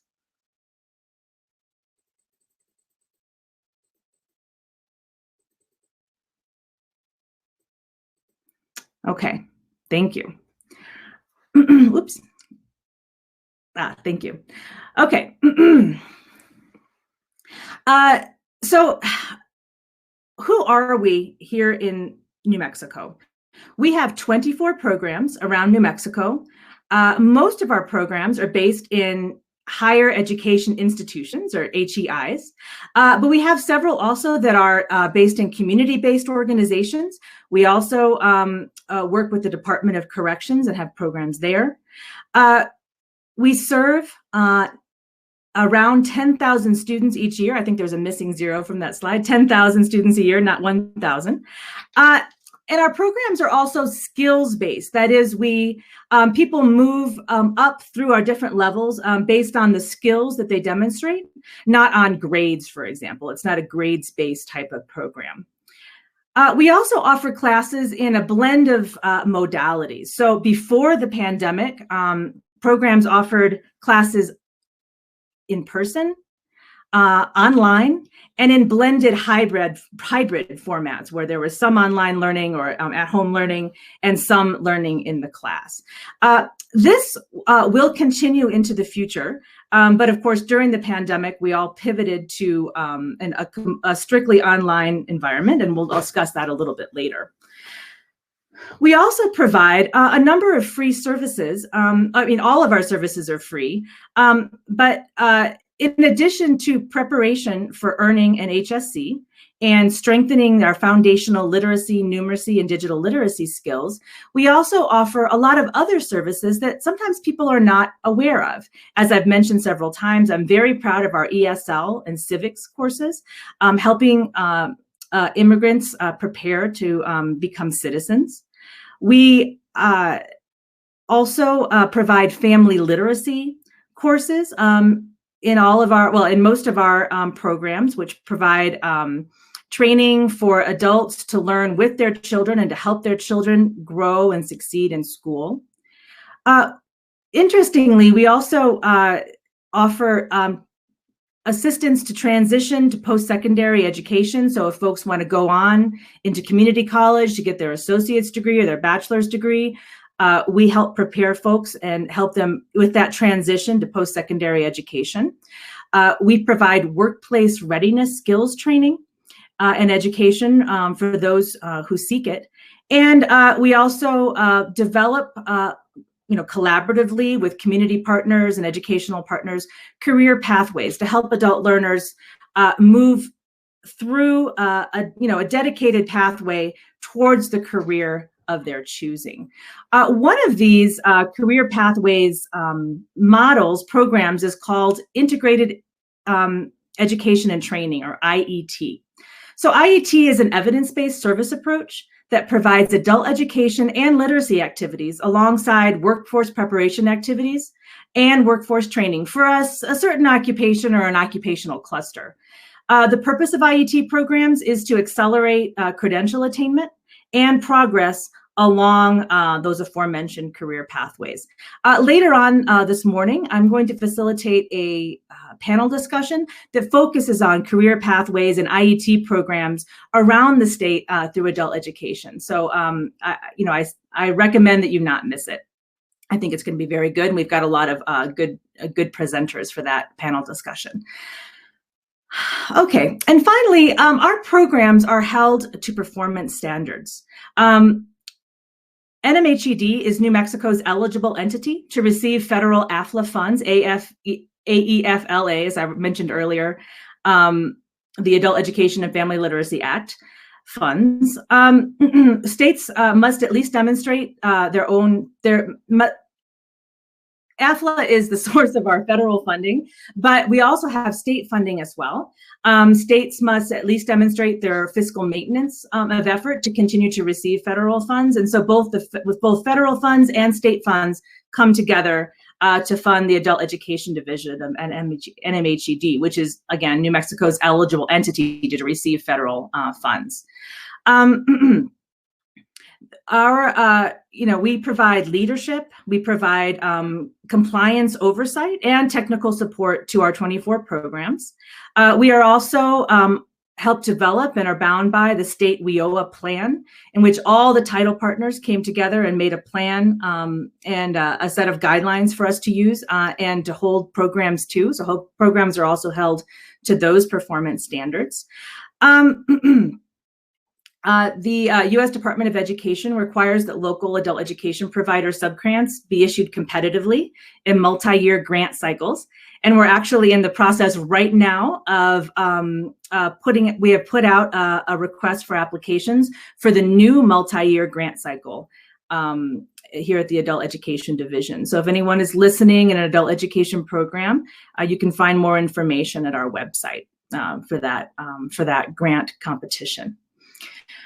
Okay, and then finally, the Adult Education Division and Adult Education boasts a very sizable return on investment, return on the investment that both the federal government and the state government have given to us. So we spend, in FY 2020, we spent about $655.03 per student, and we calculated, and we calculate this every year, and it always comes up high and a little bit different each year. But in the last fiscal year, we came up with a 371% return on investment, ROI, based on various factors. And you can find more information about this on our website. We did a data match with the Department of Workforce Solutions wage data to determine additional wages generated by unemployed students gaining employment. And we also used U.S. Department of Labor information and estimates of the value of transition to college and vocational training, and the estimates of additional weekly earnings of HSE graduates, high school equivalency graduates, to determine additional earnings. And this ROI, this 371% on return on investment, this is really conservative because it does not factor in public assistance savings or increased tax revenue. So we can see that adult education is markedly cost effective and a boon for the state, no matter how you calculate it. Slide 7, please. Okay, so these state and federal dollars for adult education in New Mexico have so many economic and social benefits. It supports the economic recovery from the pandemic. It keeps talented New Mexicans here in New Mexico. It helps us collaborate with universities and organizations to build strong and sustainable, and employers to build strong and sustainable career pathways for adult learners. It helps develop local talent and support our employers, attracts new business and industries to our state, as we've seen many times. And finally, it helps us take care of children and families in our communities. Slide 8, please. So as I mentioned all along this presentation and also in the last slide, adult education is a crucial part of the state workforce system. But that's not all that we are. Adult education is more than even this crucial role. As I mentioned earlier, adult education is correlated with all sorts of outcomes than only better jobs and wages. It's correlated with healthier, safer communities and more civic participation. Slide 9, please. I like the chance to mention this part of my vision for adult education. Adult education is really part of a movement for equity and justice and increased democracy in this country that has its roots in the rise of apprenticeship during the Industrial Revolution, the self-sustaining English language courses among immigrants at Hull House in Chicago, the freedom schools and the citizenship schools of the 1960s, and the civic engagement and social justice conversations and adult education initiatives that happened at the Highlander Folk School. In this picture, you can see here the Highlander Folk School in the 1950s. And you can see, if you look to the left there, you can see Rosa Parks. And a little bit to the right, you can see Martin Luther King, both of whom engaged in adult education initiatives at Highlander School to prepare them for the work that they did in the civil rights movement. Many of our adult education students are from underrepresented and marginalized groups who do face inequalities. Education advances opportunity in New Mexico and strengthens democracy. It strengthens voting. It reduces recidivism, and it increases participation in all aspects of civic life. Adult education is social justice, and it should remain free and accessible to all who wish to participate, whatever their goals for their lives, their families, and their communities. Slide 10. Okay. Terry touched, in her presentation before, Terry Wimborne, and also the acting secretary, Stephanie Rodriguez, both touched on the resilience and the hard work of adult education students and teachers in New Mexico. During the pandemic, all 24 of our programs quickly switched to an online service delivery model. We met students where they are. I have heard of students, and I've heard of teachers who met students in parking lots to deliver materials. Programs and students and administrators spent hours assisting students to get online. Some of them teaching in their cars parked outside locations where there were hot spots. NMHED purchased Chromebooks for local programs who worked quickly to get them out to students so they could participate in their courses online and lose as little as possible. In short, like all our other schools around New Mexico, adult education programs made a switch that, as one of my friends mentioned recently, would have taken a decade to make the kind of switch that we made in just a few weeks. So I'm proud of the pandemic pivot that our programs made.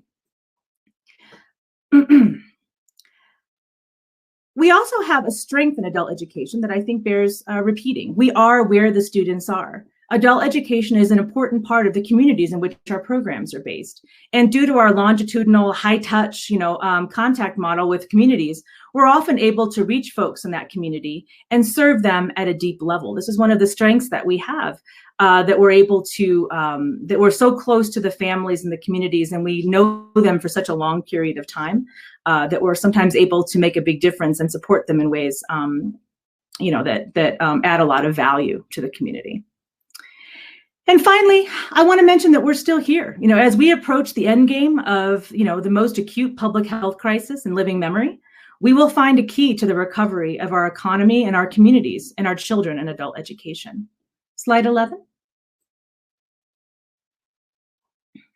Okay, I want to thank you for your support of adult education. I want to thank you for being here and listening today.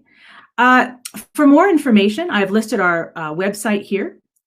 And you can also contact me at the phone number or at the email listed here. So thank you for your time. And I'm going to turn now to Secretary Stephanie Rodriguez to read the proclamation for Adult Education and Literacy Day in New Mexico.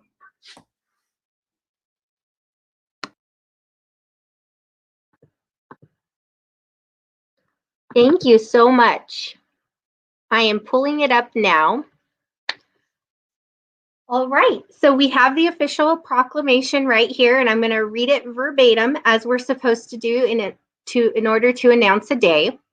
Whereas the need for an informed and literate citizenry to promote social and economic recovery and health in our state and in our nation has never been greater.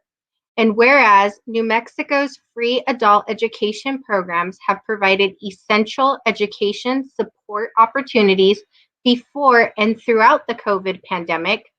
And whereas This adult education and literacy system is essential to improving the quality of life for individuals, children, and families.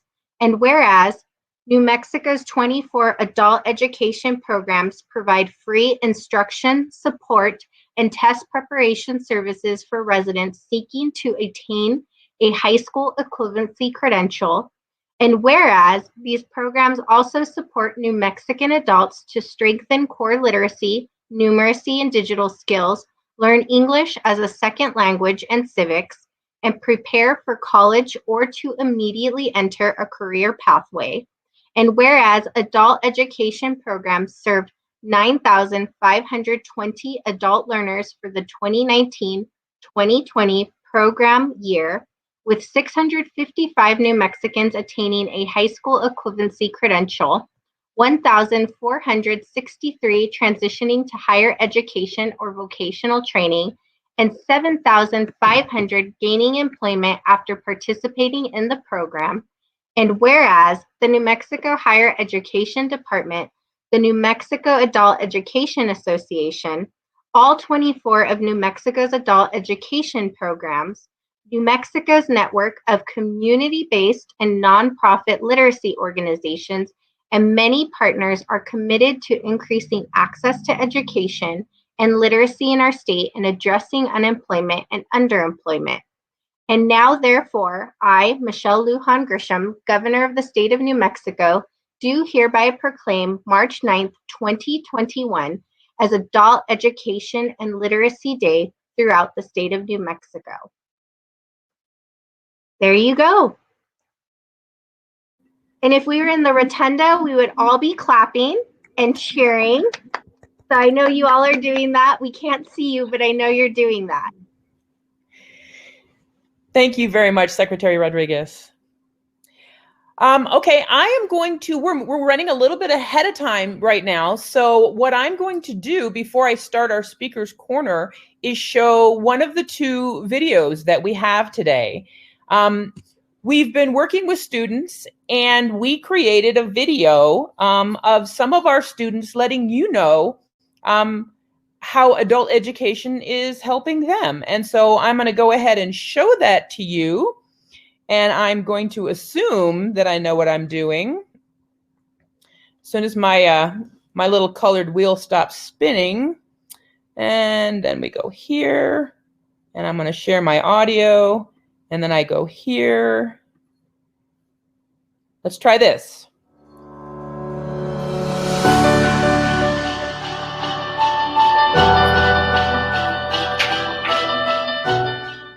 My name is Emily Gleekus, and I'm the Director of Adult Education at Clovis Community College in Clovis, New Mexico. One of my favorite things about adult education is how flexible and responsive it is in bridging gaps and building opportunities. No two adult education programs are alike because each program works with local partners to design and deliver instruction that tackles its community's needs. Some programs partner with employers to deliver English language acquisition classes on site. Other programs partner with local institutions to provide integrated education and training programs that fast-track students into in-demand career pathways. Whatever the programming, every adult education program is constantly changing, modifying, and growing to meet student and community needs. In light of the COVID pandemic, I've seen even more evidence of this trait in adult education. When the nation shut down, we kept going and growing. And our students, they learned how to navigate online classrooms with screenshots and reassurances. They sat in parking lots to borrow Wi-Fi to take practice tests. They completed classroom assignments on their phone with spotty 4G, and they persisted in their education.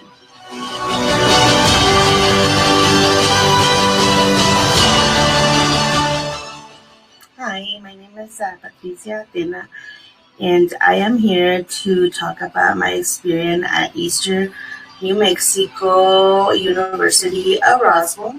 I started school back in 2014, and I was very nervous because my first language is Spanish, and I thought my English wasn't very good. I remember going into admissions, and they introduced me to this awesome program there. It's called ABE. Now I am a college graduate for the second time, and I just got my associates of applied science, and my next plans are to pass my exam board and start working as a respiratory therapist. Right now, I'm finishing my third semester at NMSU in the engineering program. And hopefully next semester, I get my associates in engineering and science. Going through the GD program, it helped me in the way that it got me more involved in school. It got me more involved in the college. Hello, this is Maria. My pleasure to meet you guys over there. So today I only want to say thank you very much, all my teachers that helped me too much. And 1 year ago when I started taking English classes, so I increased so much my vocabulary. Thank you very much. I continue making the mistakes, but I think it's less than in the beginning. Hi, my name is Belinda Avila, and I am attending the adult prep GED program at the Santa Fe Community College. I just want to give you a little inside scoop of my life. I was 15 years old when I had my son and I dropped out of school. Here I am at 46 years old and in the GED program. The barriers I face is educating myself all over again, but I am getting it done and I am doing it. I am a couple of weeks away from testing out in my GED. Now in the springtime, I will be doing the IBEST program, which has a CNA, which is a Certified Nurse Assistant, and in the fall, I will be doing my MA. Hello, this is Min Chan. Very nice to meet you. I always wanted to improve my English. I am so glad the college have this wonderful program for second language students. During the 6 months, probably 8 months, I think I can feel my English getting better, and the people understand more what I say because my pronunciation getting better, and I take more attention to my grammar. I wanted to advance my career and get into something that, was not only different, but actually had some sort of enjoyment for me. The job that I'm at now, I've been there for a while, and I'm working 7 days a week, so it makes it very hard to find time to actually come to a classroom setting when you're working upwards of 10 to 12-hour days. By the time at the end of the day, you don't want to do anything. So when the online courses became available and I was able to do it after work at home, it made it much more easy for me to get into that and actually apply myself. I think it's going to, not only help me, but my family's future. It's going to get everything kind of set in motion, and the career that I'm going for will actually help us financially and make everything stable and provide a nice life for my family. I think the adult education program is a very good program to everyone that wants to be a better person.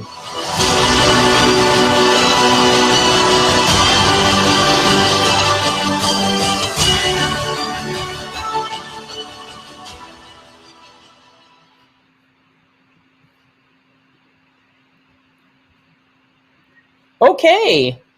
I think I stopped sharing my screen now.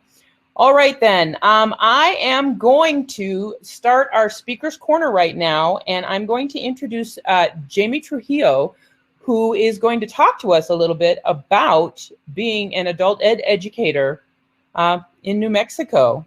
Jamie, are you ready to come on board?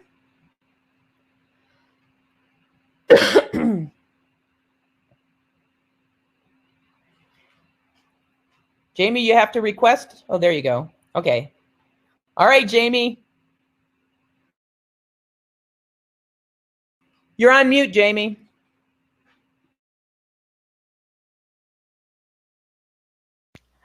That's better. Can everybody hear me? Yep, great. Thank you so much, and I appreciate this opportunity to speak on behalf of adult educators for the state of New Mexico.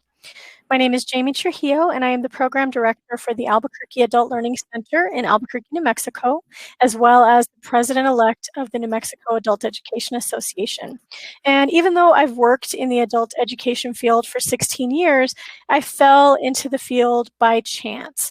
It started out as a part-time tutoring position and turned into a full-time passion. And that is by far and away the biggest thing I can say about adult educators in New Mexico is the passion that we all have for our students and for improving the lives of all adults in New Mexico. I personally have always valued education, and I feel very fortunate to have had the opportunity to see students move from adult education to post-secondary education, whether it is going on to CNM, UNM, or another higher institution, or to an apprenticeship program or a certificate program. I've also had the opportunity to attend some of my former students' college graduations. One student in particular that I had, Jonathan, he took almost a year to complete all sections of the GED test. And the first time he took it, he didn't pass the math. And he had started the program with his sister, who tested around the same time he did, and she had passed everything. And so naturally, he had stopped out for a little bit. I think he might have felt a little discouraged, but he came back after a couple of months, and it took only about 2 or 3 months before he retook the math test and passed and graduated with our program in 2013. And since then, he has gone on to CNM and received 2 certificates and an associate's degree. And I attended all of his graduations. So it's always such a pleasure to be able to see what our students go on to achieve. And you know, even though I'm not actively teaching in the classroom right now, we've seen a whole lot of change in the past year. And adult education instructors and students alike have been tasked with adapting to new technologies very quickly. Everything from Google tools to Zoom to simply knowing how to use a computer with a webcam just so that they can attend classes or take the TABE test has been very hard on everyone. However, our teachers have shown themselves to be up to that task, and we continue to help students reach their academic and career goals, even if it is through distance or hybrid learning. I am very grateful to be a part of a group of trainers called the Distance Learning Support Team. And when the first shelter-in-place orders were implemented in March of last year, the Distance Learning Support Team immediately got to work with training and support for instructors. Webinars, individual and small group support sessions, on-demand support hours, and more have been commonplace now for nearly a year. And instructors keep attending. They are making sure that they are getting the training that they need to serve their students in an efficient way. And all of this training was supported by the New Mexico Higher Education Department's Adult Basic Education Division. So we are very grateful for that. We are all resilient. We're all very strong, and we will persevere no matter the circumstances. We have shown that in years prior. Amber has talked about it when Terry just played the video, and Emily was talking about students working from their cars just so that they could get Wi-Fi. Teachers delivering materials to students. That is not going to stop. No matter the circumstance, we will rise to meet it. So thank you, as always, for supporting adult education in New Mexico. And again, thank you for this opportunity to speak on behalf of adult education instructors. Thank you, Jamie. Now I'm going to introduce Jeffrey Hornstein, who is going to talk to us about teaching in the ESL community. Hi, Jeffrey. Hi, can everyone see me and hear me okay? Super. Well, good morning, and thank you for giving me some time to speak today. My name is Jeff Hornstein. I am the ESL program liaison and an ESL instructor at Santa Fe Community College. I was asked to speak about what it is like to be an English as a second language teacher in an adult education program. My primary objective is to help students learn and master the English skills they need to enrich their lives. It's very challenging because every student comes to class with different goals and needs. Some need specific English skills for their workplace. Others want to learn English so they can get a better job. Others aspire to earn their high school equivalency, enter a certificate program at a community college, or pursue a four-year degree one day. Many of my students want to be able to help their children with their homework, talk to their children's teachers, or be able to make a doctor's appointment. Some want to start a business but lack the language skills to do so. Others want to learn English so they can experience American culture and be active members of their communities, our communities. In any given class, my students have as many different reasons for being in class as there are students in the class. Helping my students learn to read, write, speak, and understand English is obviously objective number one, but it really only scratches the surface in relation to what it means to be an English as a second language teacher. Sometimes I am a life and career coach. For example, I recently helped a student get a volunteer position tutoring students in math and English with the Santa Fe Public Schools. My student is using this opportunity to practice her English and learn about teaching. She wants to become a teacher once she improves her English. Sometimes I'm an advisor. For example, many of my students come to me with questions about immigration, vaccines, health, becoming a U.S. citizen, housing, finances, you name it. Sometimes I am an information technology support person. For example, since we transitioned to virtual classes last spring, I have helped numerous students learn how to use Zoom and social media, learn how to set up and use email, and learn how to upload and download and share documents. Sometimes I'm a student's only open window into American culture and customs. Without me, some students wouldn't know or might learn the hard way that you don't get out of your car when the police pull you over in the USA, or that you have the right to remain silent, or that you don't give personal information like your social security number or credit card number to people who promise to help you get a job or apply for a loan. In ESL classes, my students have learned that as Americans, we share many customs and traditions, but we have the freedom to and do make them our own.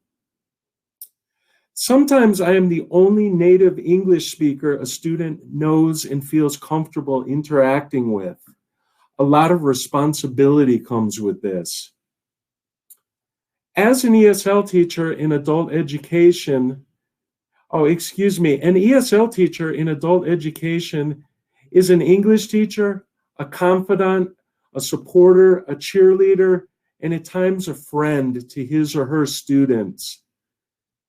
Being an ESL teacher is so much more than a job. It's a way of life for me, and I know for many of my colleagues. The pay isn't very good. Some of us are volunteers. For every hour of class time, we put in a lot of time behind the scenes preparing our lessons and doing all that we can to help our students. We ESL teachers are invested in helping our students define their goals and dreams and helping equip our students with some of the life and language skills they need to achieve them. On behalf of the wonderful ESL teachers and adult education professionals in our great state of New Mexico, I appeal to you to support adult education programs so our hardworking, grateful students can continue to dream big and work toward better tomorrows. Thank you very much for your time. Thank you very much, Jeffrey. We appreciate all of the points that you made. And now I would like to move us on to some information about students. So our students are incredible. And every year, normally when we meet in person at the Roundhouse, we have students of the year that are presented. They go up on the rostrum, that are introduced by legislators. And this year has made it very difficult. But what we want to do is celebrate the students that we know have persevered this year. So several programs sent in nominations. And what I'd like to do first, before I introduce you to some of these students, is show you another little video that we have. And this one is going to be, let's see if I can bring it up, about our New Mexico Students of the Year. So I hope that you enjoy this. Oops, wait. I'm going to go back because I don't think I clicked the little share audio button. All right, let's try this again.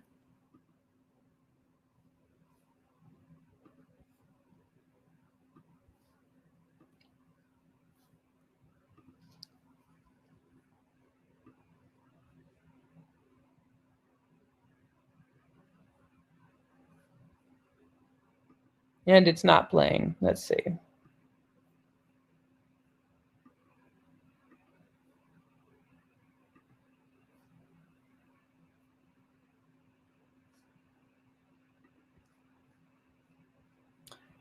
All right, 1 second. I can do this.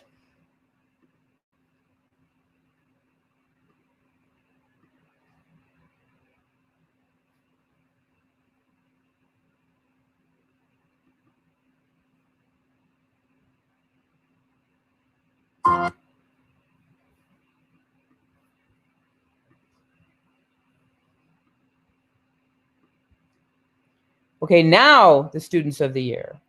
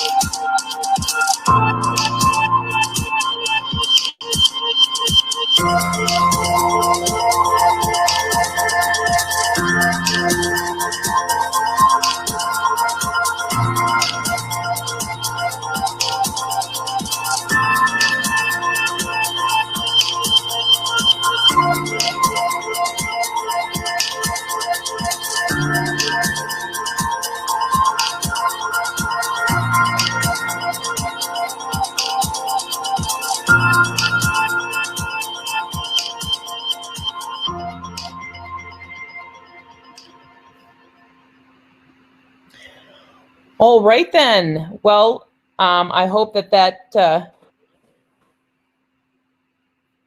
I'm sorry. It sounds like in some cases people can't hear me or that I'm breaking up. In that case, I will move directly into our student speakers. I'd like to start with Leslie Hicks. Leslie, can you join us on stage?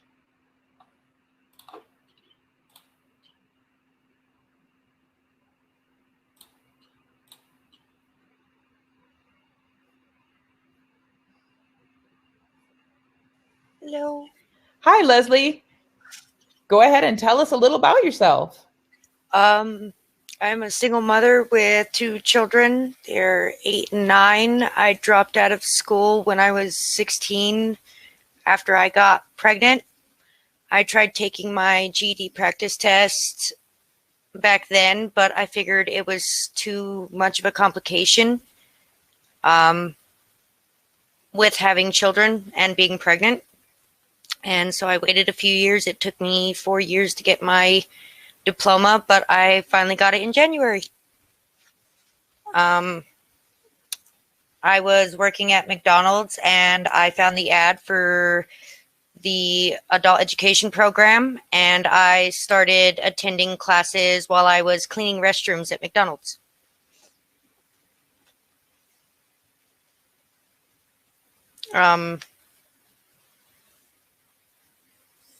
After a few months, I was offered to help tutor the lower level classes and help out with the math with some of the other students. And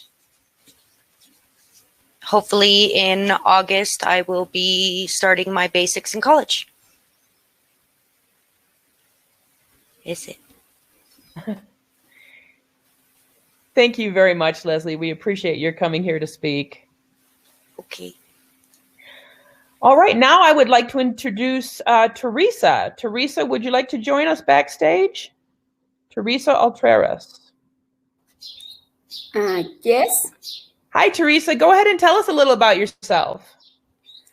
I am Teresa Altreras. I am studying with my tutor Ellen to pass my citizenship test. I passed my test in February. My tutor helped me a lot, and I thank you for her for all. She did help me. Thank you. Buenos días, mi nombre es Teresa Utreras. Yo acabo de recibir mi ciudadanía el día 25 de febrero del 2021. La señora Ellen, una persona maravillosa, quien me tuvo mucha paciencia para apoyarme en mis estudios en los momentos más difíciles que me han ocurrido por causa de la pandemia. Yo perdí a mi esposo el día 20 de diciembre y siempre me apoyó y me dio mucho support para seguir adelante. Y a la señora Amanda del colegio, que me hicieron la llamada para decirme que yo sí podía. Me apoyaron con todo el material, me dieron mucho tiempo extra de ellas.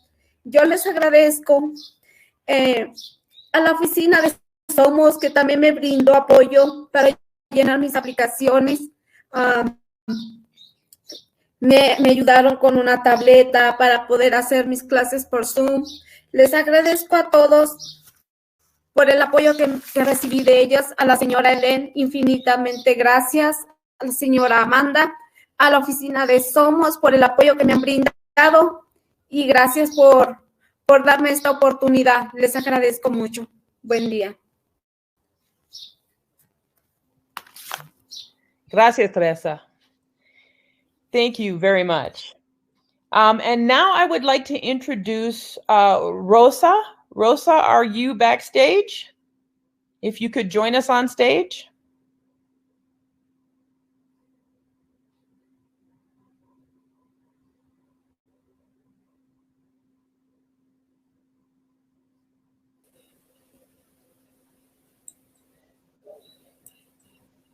Hi, Rosa. Do you want to go ahead and tell us a little bit about yourself?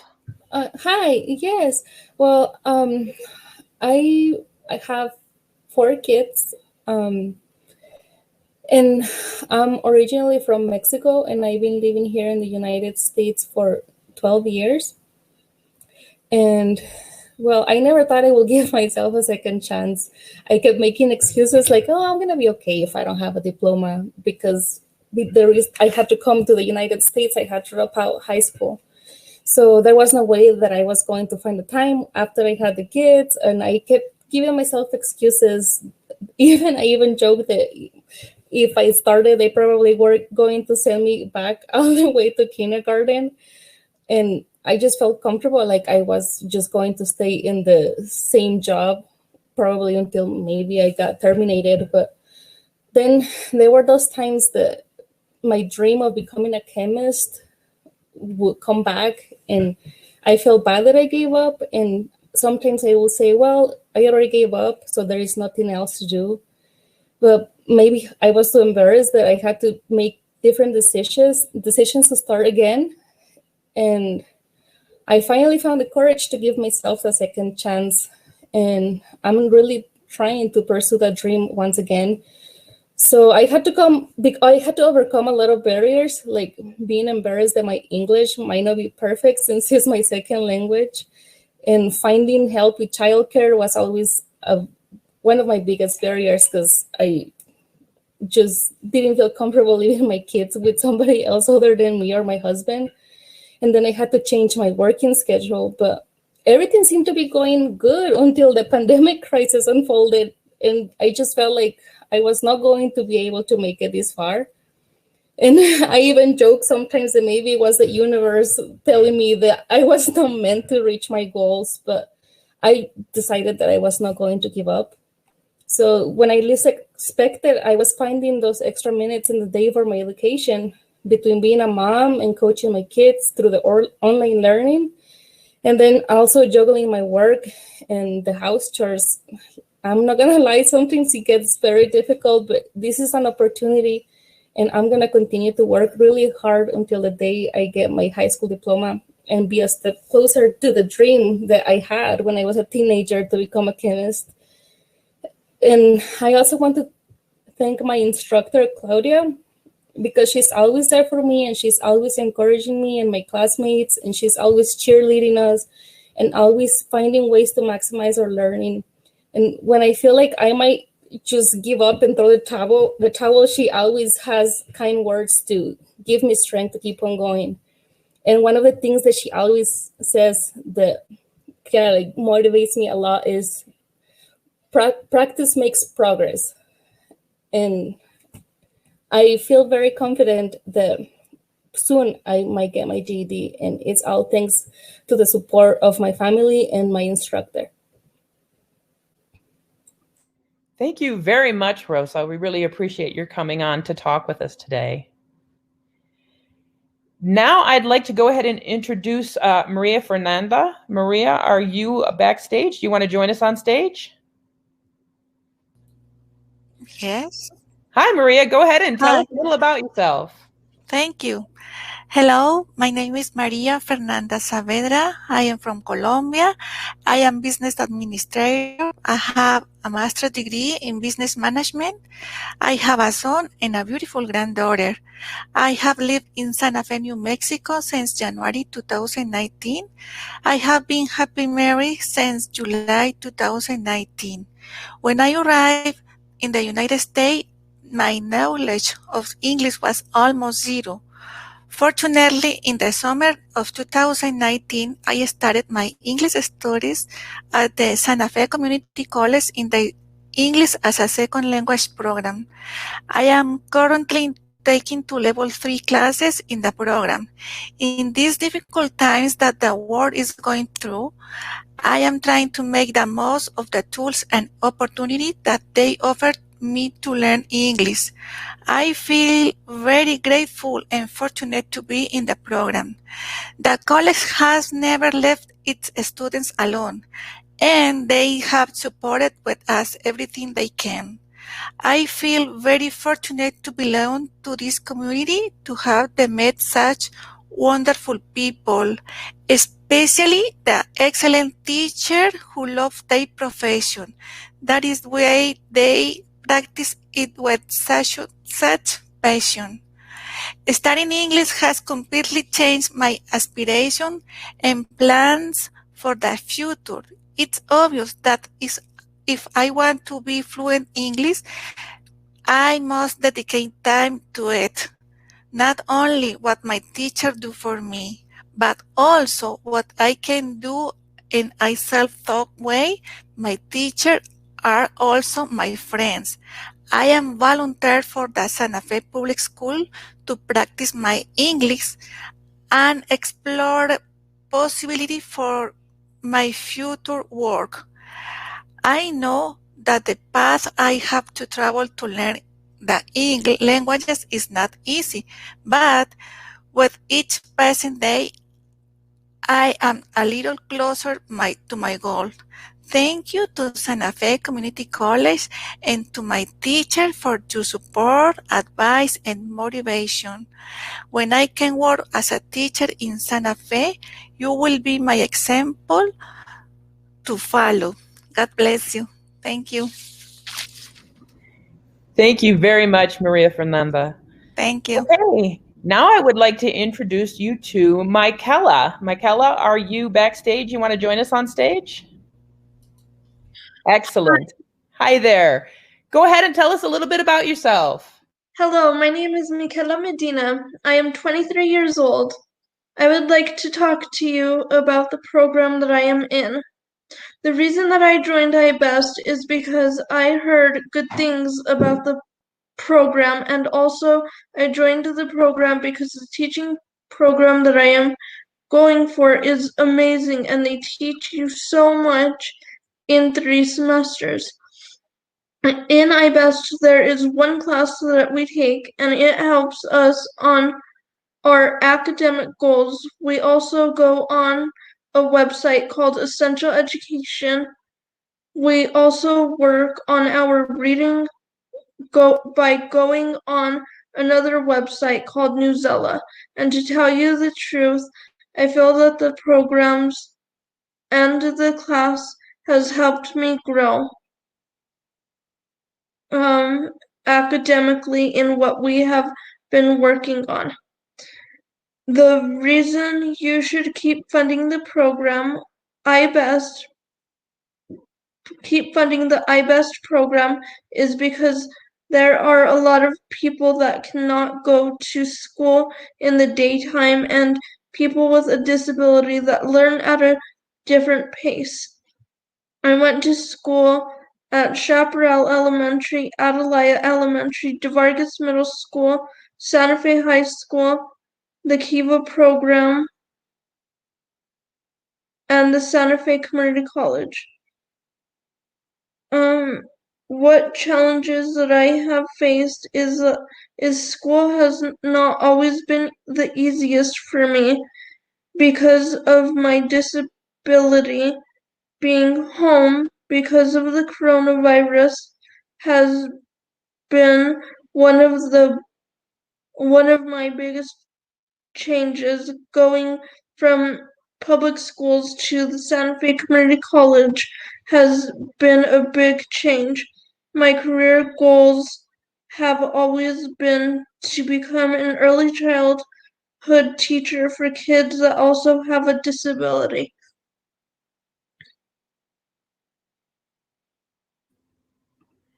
Thank you very much, Michaela. Thank you for stopping by to speak with us. All right, I do have one student's testimonial I've been asked to read. Her name is Cecilia Chen. I'm just going to read this really quickly. She says, "I'm Cecilia Chen, but all my friends call me Cece. I'm so glad and honored to be nominated by Miss Madeline to be a student speaker. Before I start talking about this wonderful English education program, I'd like to mention a little about my life experience. I'm from China and got my master's degree in Japan. There's no doubt that I can speak fluent Japanese. I love traveling and making friends with people who are from different countries and cultural backgrounds. Language is the bridge to make this come true. That's why learning language is one of my passions. I'm an au pair currently in a culture exchange program, and I have been continuing to learn English by myself since I graduated from high school. I had lived in New York before. To be honest, it wasn't really a pleasant experience for me, especially due to COVID. I couldn't really go outside to meet new people or go to school. I used to take classes in Long Island University, but I couldn't go anywhere with COVID spreading around. Fortunately, I came to New Mexico and it changed my life. Even though we still couldn't really go outside or make new friends or have fun, I met this program. Honestly, it helped me not only professionally, but also personally.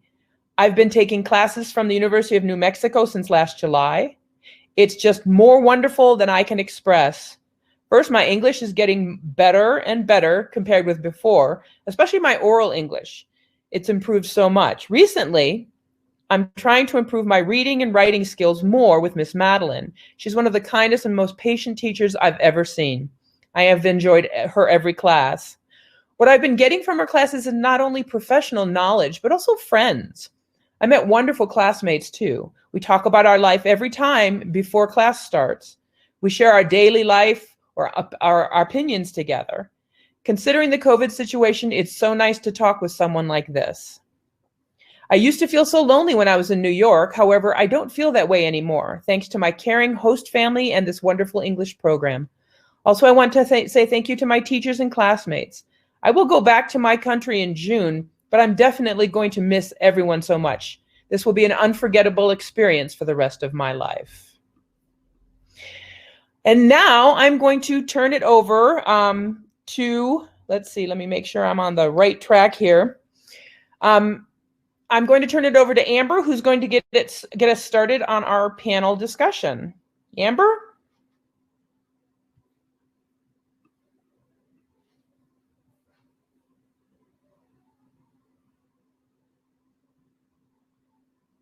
Oh, I'm sorry. I think I forgot a student. Is Chris here? Is Chris Tana here? Amber, we might have one more student speaker if Chris is here. But I don't know. Chris, are you here?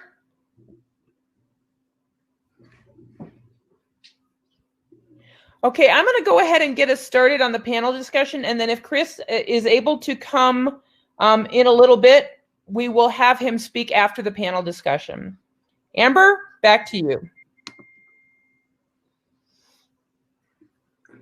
Okay. I don't think we've talked enough about these masks today, so I wanted to show people by starting out. It says, New Adult Education, the Key to New Mexico's Recovery. And we're going to talk about one of those keys to New Mexico's recovery, career pathways. Is anybody hearing an echo? Yes, there's an echo. I'm going to log out and log back in. Could the panelists, the rest of the panelists, please come to the stage when you're able.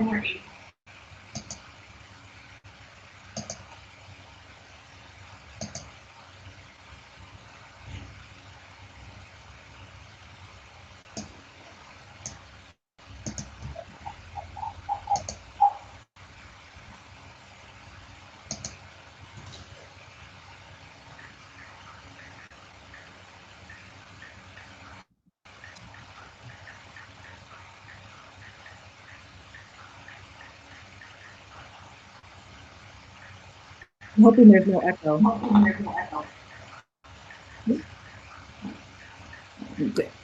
Thanks for everybody popping on.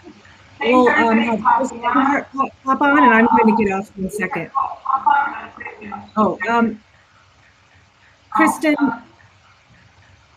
you may need to exit the support group.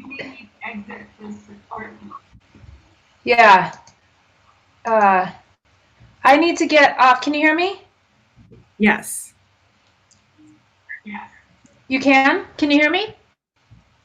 Yes. Okay, so it says I cannot share my screen on this browser, and for some reason when I clicked the link it popped up on not on Google Chrome. I think I need to leave and get back on Google Chrome because it's not letting me share my. I'm so sorry.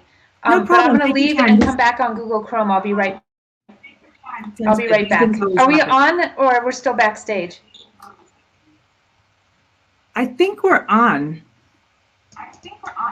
We are live. Okay, sorry, I'm coming back. Okay. I'll be back. Okay, these things always happen. Let's see here. Am I hearing an echo of myself anymore? No, there's no echo now. Great, good. I'm glad to hear it. So we'll just wait for Kristen to come back, and we'll wait for Chris Degenhart to join us, and we'll get started on our panel discussion. I think overall our technical issues are going actually very well this morning. I'm very pleased. How are you, Matthew? Doing well. How about yourself? I'm well, thank you. Maria, how are you this morning? I am doing well, and while we're waiting for the other panelists, I'll take this moment to say, please, I'm so sorry if you hear there is a kindergarten class that is going on 2 feet from me, so there may be singing, you never know. That will just add to the joy of this morning, thank you. Yeah. Okay, we're just waiting a little bit longer for folks to come on. We are aware of pandemic-related courses in the background. Let me check my messages. Kristen is coming back now. That's good. And okay, Chris is making his way to us. That's great. I'm glad to hear it. Well, while I'm waiting, I can just, I was going to come on and do a funny little mask thing. But I wanted to show everybody these adult education masks that were sent around by, well, that were created and sent around by NMEA. They say adult education is the key to New Mexico's recovery. And that's part of the topic that we're going to discuss today. Hi, Chris. Good to see you. Now we're just going to wait for Kristen and we'll get going. Just one moment here. I know she said she's getting on in just a moment.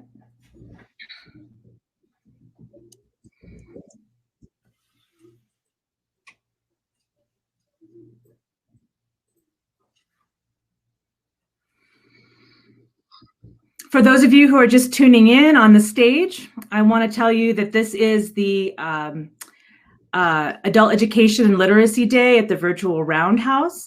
This is a panel discussion about career pathways in adult education. And we are just waiting for one more of our panelists to jump on, and then we will begin. I'd like folks to let me know if I'm breaking up at all, especially folks in the backstage. If I am, I will turn off my video.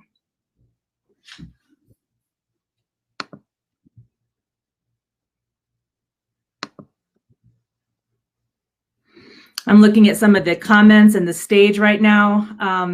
I agree. It was wonderful to hear from our students and from our teachers. I also really appreciated the spotlight on ESL programs. Sometimes with all of our focus on high school equivalency, we don't focus, I think, enough on the beauty and the resilience of our ESL program and students. So I'm glad we had a chance to focus on that.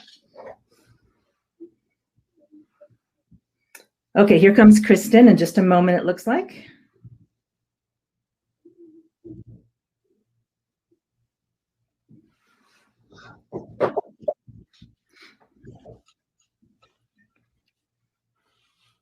Yeah, I agree, Gail. Hearing from students is one of the best things about this morning.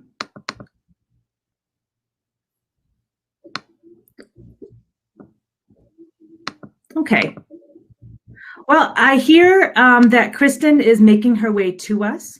I'm going to leave the support of her to the backstage folks. And then I'm going to go ahead and move along with our introduction here. And then when Kristen joins, if she misses the introduction pieces, then we will simply go back to her. So going back here. Okay. So hello, everyone. And again, for those of you just joining us now, thank you for participating in Adult Education and Literacy Day at the virtual Roundhouse. I'm loving this morning so far, and I'm excited about this panel that we've been preparing this last few days for the virtual Roundhouse. My name is Amber Gallup Rodriguez. I'm the Director of Adult Education at the New Mexico Higher Education Department. For the next 40 or 45 minutes or so, I'll be hosting this panel on career pathways and adult education. Joining me now are 4 leaders. We have 3 leaders here on the screen and 1 more coming. 4 leaders in adult education in New Mexico. I'd like to ask each of you to introduce yourself with just your name and title and the name of your adult education program to get us started, and then we'll hop into the meat of the presentation. Chris, would you like to start? Sure. My name is Chris Degenhart. I'm the Director of Adult Education Services at Catholic Charities for the Center for Educational Opportunity and Career Pathways. Thank you. Thank you. Maria. Hi, all. My name's Maria Ethier. I'm the Director of Adult Education at the Centers for Education and Career Development at Doñana Community College. Thank you, Maria. Matthew. Hi, my name is Matthew Rincon. I'm the Assistant Director for the Adult Education Program here at Eastern New Mexico University, Roswell. Thank you. Thank you to all 3 of you. And we have Kristen Krell from Santa Fe Community College, the manager of the ACE program, who will be joining us shortly. And we'll have her introduce herself when she's able to pop on. Okay. I think here's Kristen now. Hey, you're here. Hi, Kristen. Sorry, I had some technology challenges this morning. That is to be expected on a morning like this. So I'm glad you could make it. Would you mind introducing yourself with your name and your title and the name of your program, please? Sure, yeah. I'm Kristen Krell, and I manage the Academic Career Education Program at the Santa Fe Community College. That's we oversee the high school equivalency preparation program as well as our IBEST programs, which is sort of foundational program for our career pathways at Santa Fe Community College. Some of them anyway. Fantastic. Thank you so much, Kristen. Okay, so earlier this morning, I talked about the many services that our 24 adult education programs around the state offer. Among the most exciting and innovative of these services that I mentioned is the Integrated Education and Training Programs, or IET programs. And I want to, this is the focus of our panel today, and I want to just give a little bit of background about IET. It's an evidence-based service approach that provides adult education and literacy services alongside workforce preparation activities and workforce training for a specific occupation or a cluster of occupations, for example, frontline healthcare work, for example. The purpose of IET programs is to accelerate credential attainment, many different, and there's several different kinds of credentials that students may attain, and also to accelerate progress along a career pathway. I think that, with my opening remarks here, I think it's important to note that the IET, again, that's Integrated Education and Training, or I'm going to use the term IET a lot, and I want to make sure people are clear on what it is. The IET approach is based in adult learning theory. Adults are goal-oriented, and they learn best when what they're learning is practical and relevant to their lives. So IET can prepare learners to succeed in a career while they're earning a credential, such as a high school diploma, or as we often say, HSE, or an industry-recognized career, or credential, excuse me. I think that one of the reasons that we wanted to discuss IET today in this Adult Education Day Forum is because it's a key strategy for a post-pandemic recovery in New Mexico. There have been numerous reports in recent months that enrollment in community colleges and higher education institutions have been plummeting during the pandemic. And this is a worrisome trend for several reasons. And it's present in adult education as well. We've discussed that all as on our calls with directors and across the field that we are experiencing enrollment fall during the pandemic, despite all the efforts that we are making to help keep a lot of our students in our programs. The problem is really complex, and it has several sources. It's something that we're going to be exploring and working to ameliorate in the weeks to come, in the months to come. But the sources of it include not only lack of money, but also family upheaval, general uncertainty during the pandemic, and also the digital divide. A recent study that was done just last summer in the middle of the pandemic by an organization called Strata found that a lack of perceived career benefit is the #1 reason that Americans don't enroll in education and training. It's the #1 reason when people are asked why they are not enrolling. If they don't see benefit, they just don't go back. So IET is a model that addresses adults' needs for relevant and practical and also career advancing education. Many of our adult education programs offer IET programs. And in this panel, I really want to shine a spotlight on how 4 different adult education programs around the state are designing and implementing successful IET programs. Through this discussion, I really also hope we can emphasize how adult education programs are collaborating with the local workforce boards and others, to respond to local workforce needs and student interests. So with that, I'd like to turn now to my 4 panelists and ask each of them in turn to speak a little bit about what IET programs your program has developed, your adult education program has developed, and for which occupations your programs prepare students. I'll be asking for more details later, but it would be good just to know what the lay of the land is in each of your 4 programs. This time, Kristen, would you begin?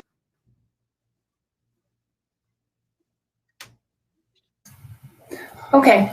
Yeah, we have actually been doing iBest off and on, well, consistently for 10 years at Santa Fe Community College, but the offerings have changed over time. We're currently offering certified nursing assistant, community health worker. We do have a phlebotomy program, but right now it's on hold because of the pandemic, but we hope to be able to offer that again in the fall. We also have a 3-semester early childhood development certificate.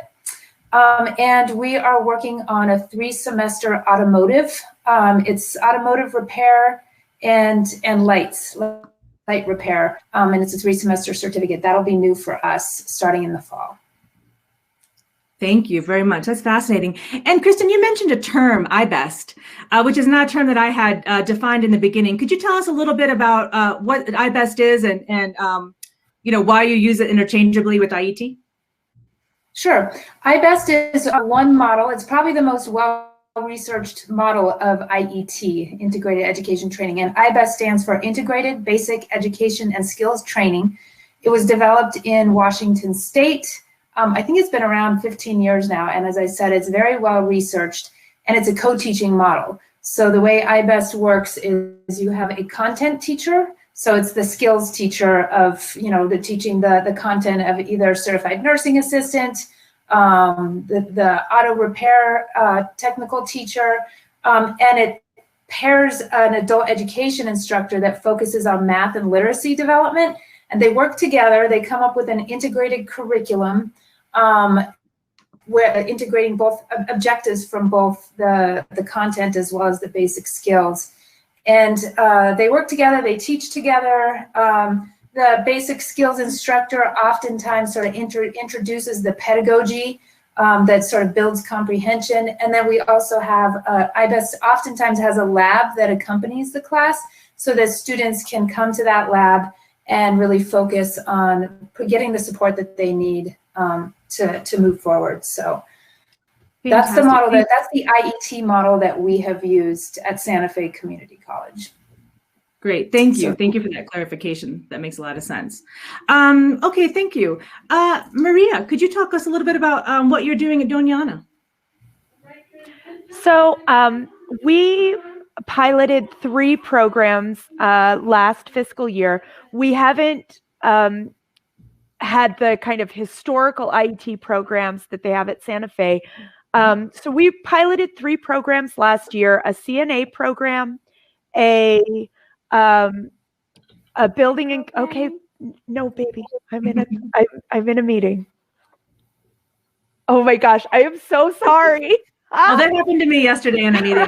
It's good. My dog's gonna run up the stairs here any minute. So. I'm gonna have one here in a second. Go right ahead. Okay, so we have 3 programs.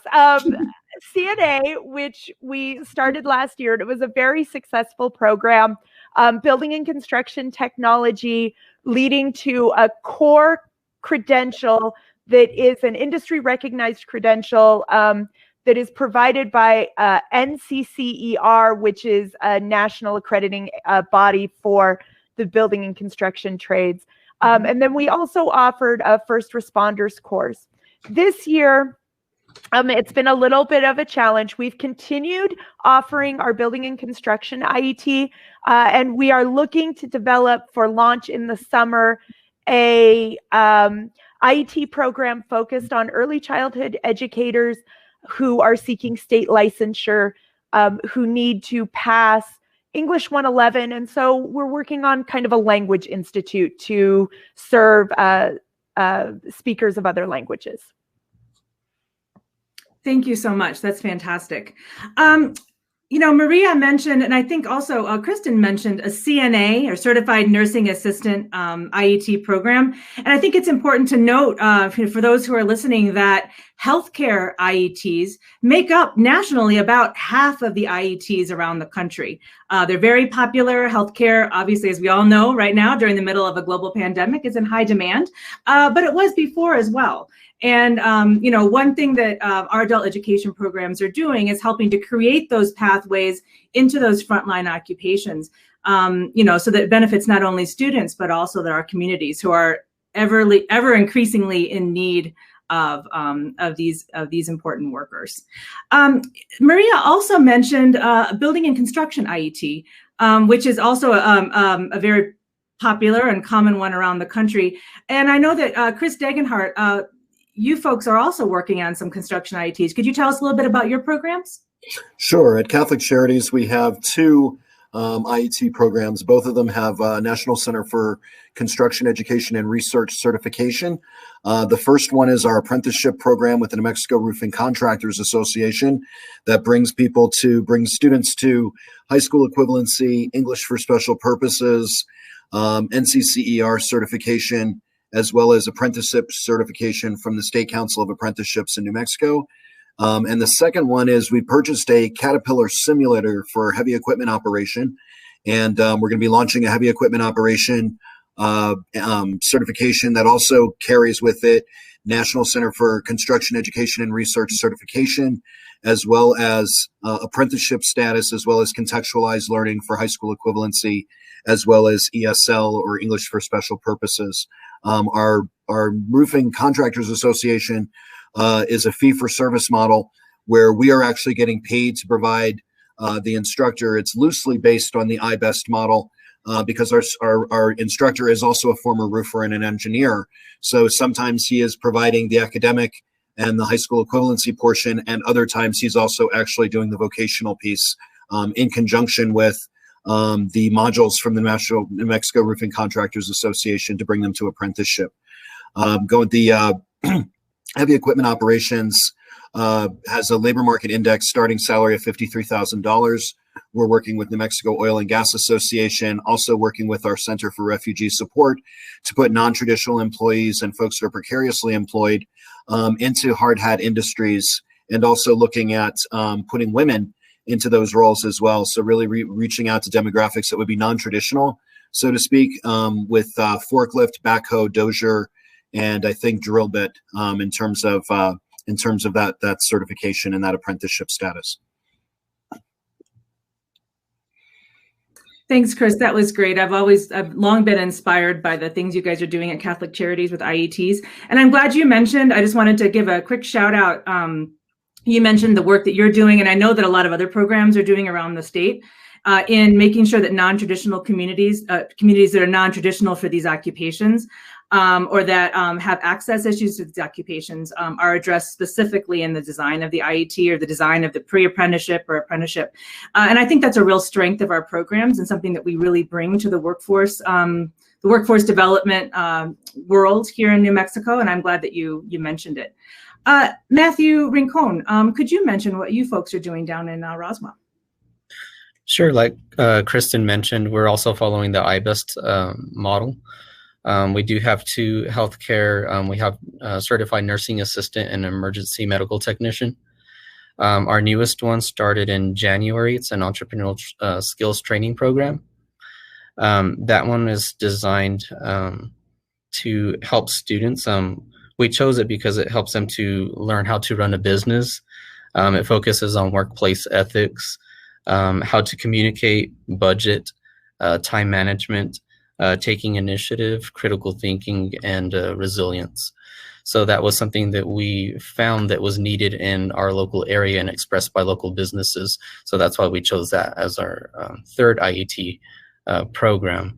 Formerly, we had 10 programs when the IBEST funding was available. But right now, we've been able to sustain the 2 and then add the 3rd entrepreneurial skills training program. Excellent. Okay, the entrepreneurial skills training. Yeah, we want to. That's a very unusual IET, I think, and it's something that I'm excited about hearing even more about here later in the panel. So thanks for mentioning that. And you also mentioned why you chose to do. I think it was why you chose to do the CNA, IET. And for those of you listening in, CNA again is Certified Nursing Assistant. It's a healthcare occupation, a frontline occupation that is. In great demand in New Mexico and around the country as well. And it's a very, one of the more common topics for IET programs, one of the more common careers for IET programs. And you also mentioned, Matthew mentioned the reasons why they chose a CNA program in terms of working with the local workforce boards to identify needs in the community and then acting upon that. I'd like to hear from my other panelists as well on this topic. Why did you choose the careers and industries that you chose for your IET programs? How do they address local workforce needs in your region? And if you might even say a little bit about who, if anyone, you partnered with in your community to develop these IETs. Kristen, could you say a few words about that? For you? Oh, Kristen, I think you're muted. Yeah, this is a critical question because getting the right certificate program is key to the success of it.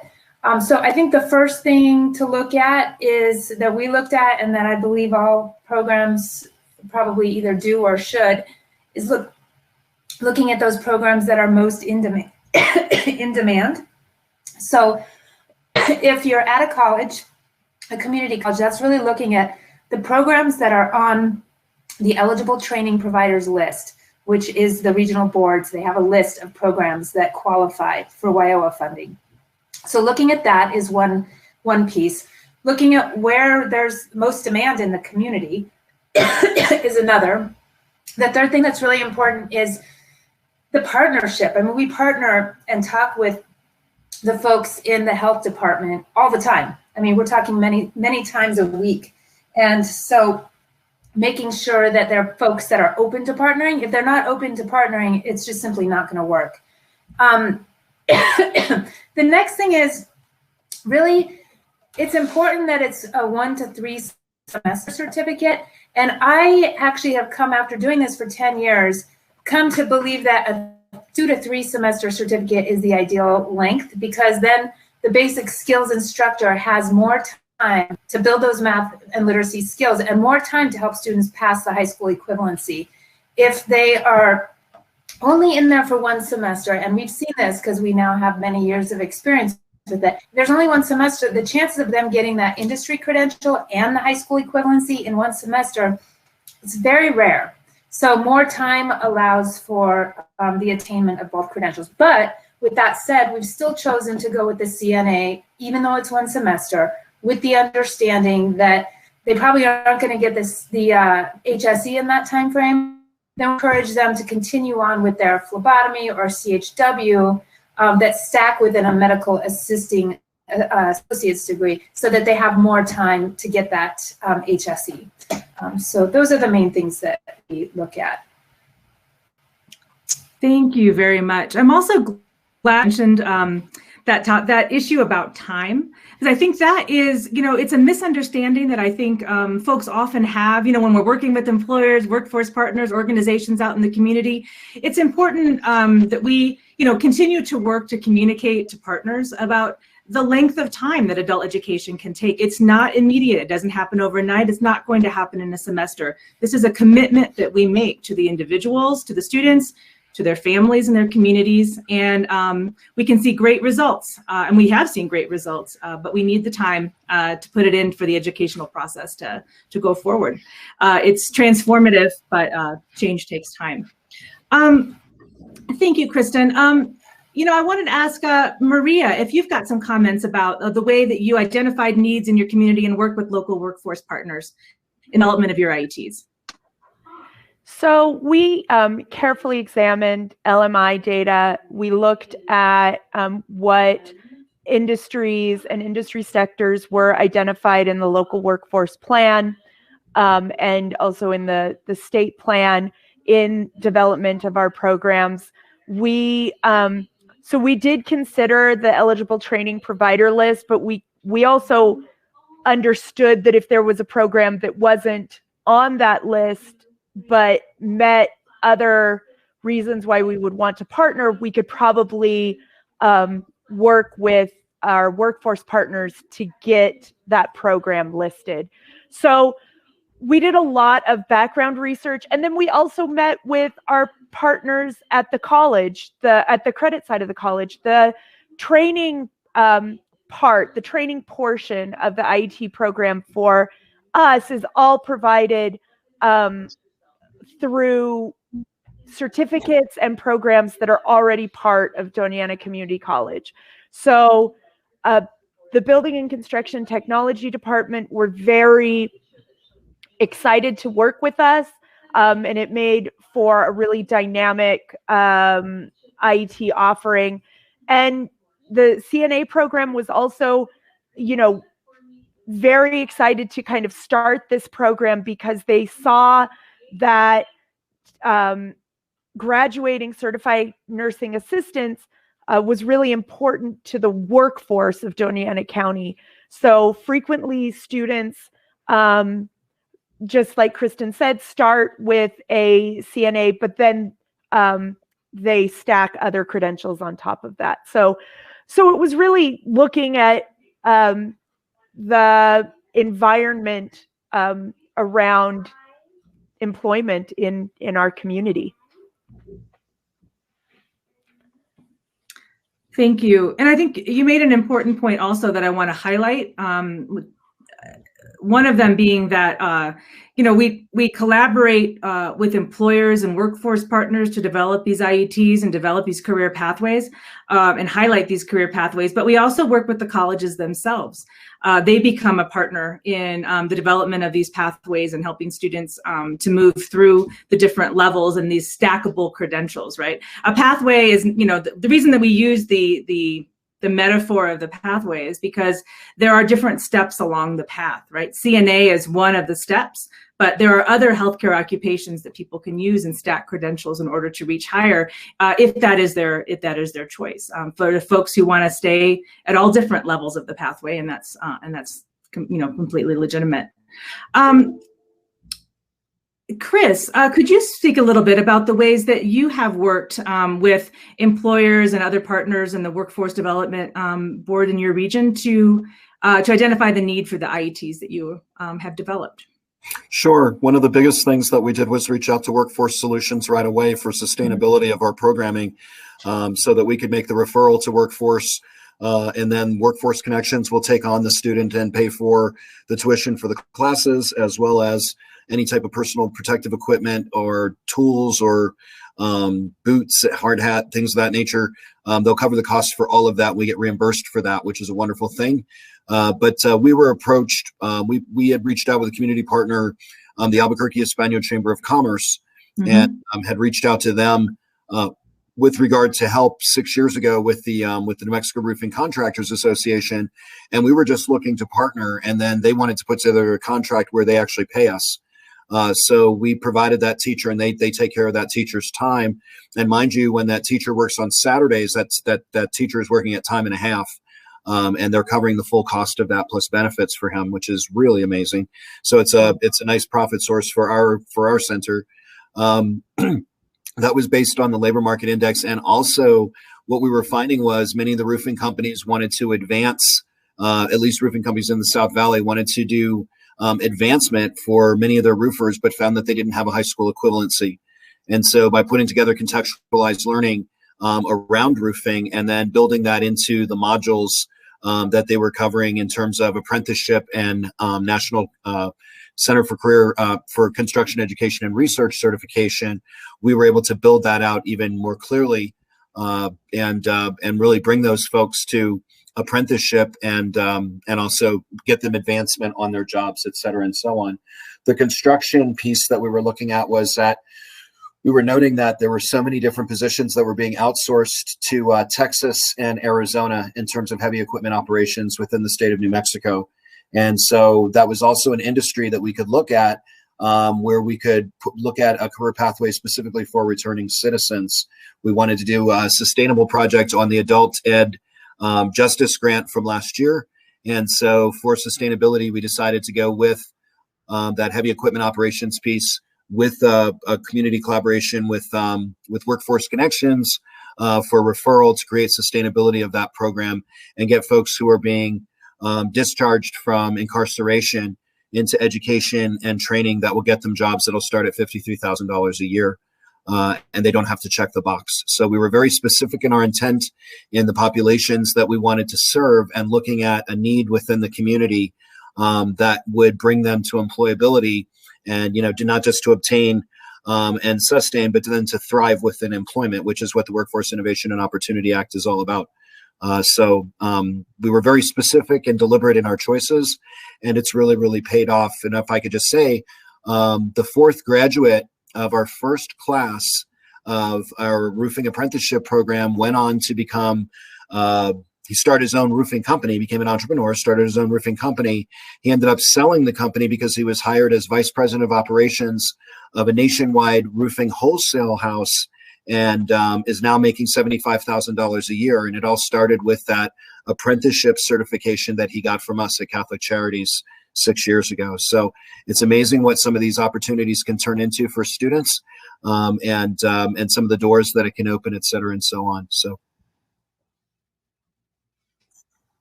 Thank you, Chris.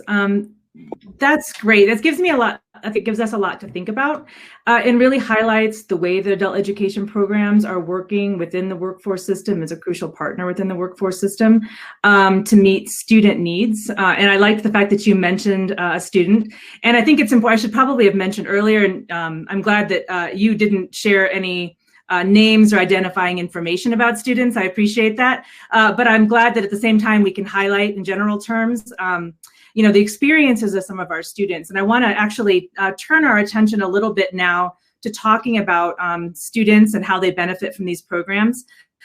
Because as we mentioned earlier today and have mentioned all throughout,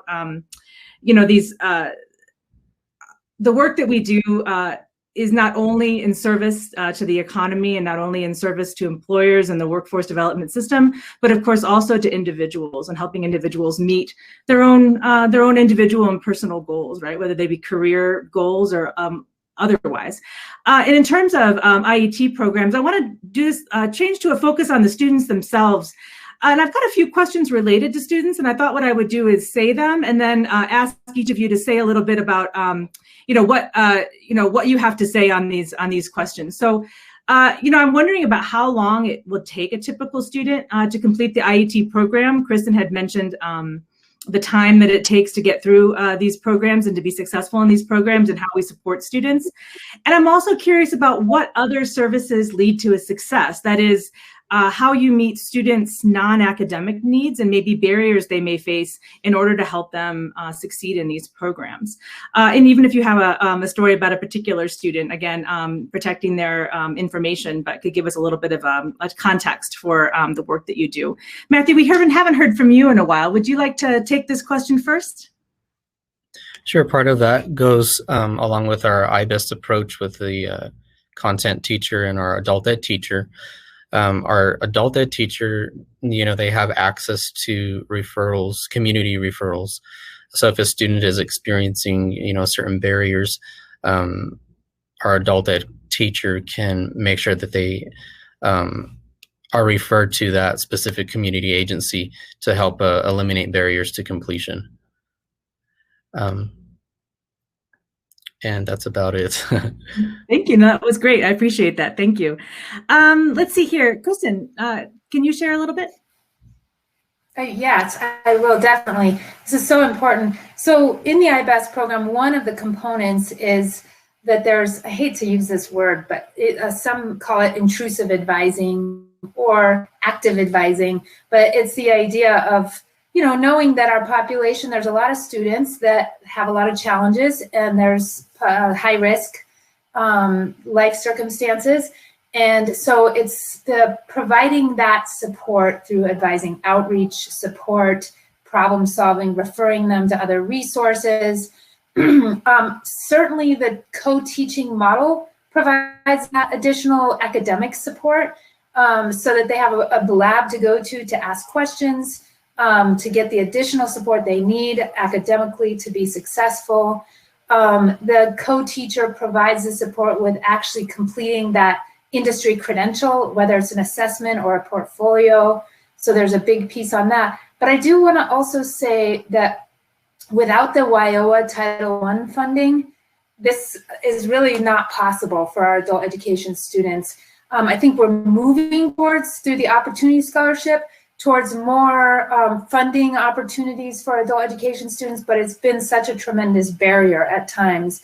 If students who don't have a lot of money also don't have money to pay for the tuition and the books, it becomes out of reach for them. So our partnership with the WIOA Title I provider, which right now is Help New Mexico, is so critical in the success of us being able to offer these IET programs. And it's a win for everyone because we have the same performance outcomes that we have to report, and it is a potential growing source of enrollment for the colleges which we partner with. So, yeah. And one last thing is some of our students actually also receive TANF support, and that can help with financial aid as well. So.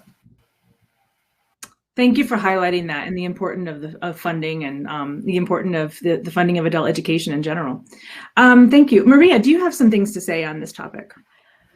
So I think there are some unique challenges that students face for our program. And in Doña Ana County, we may offer, say, our building and construction technology program in Las Cruces, but we offer it to students who participate in our program across the county. And so some of those students are coming in from Sunland Park, which is 43 miles away from Las Cruces. And so transportation across the county becomes a real challenge because not only are there challenges in terms of reliable transportation for personal vehicles, but there are also challenges in just the availability of public transportation.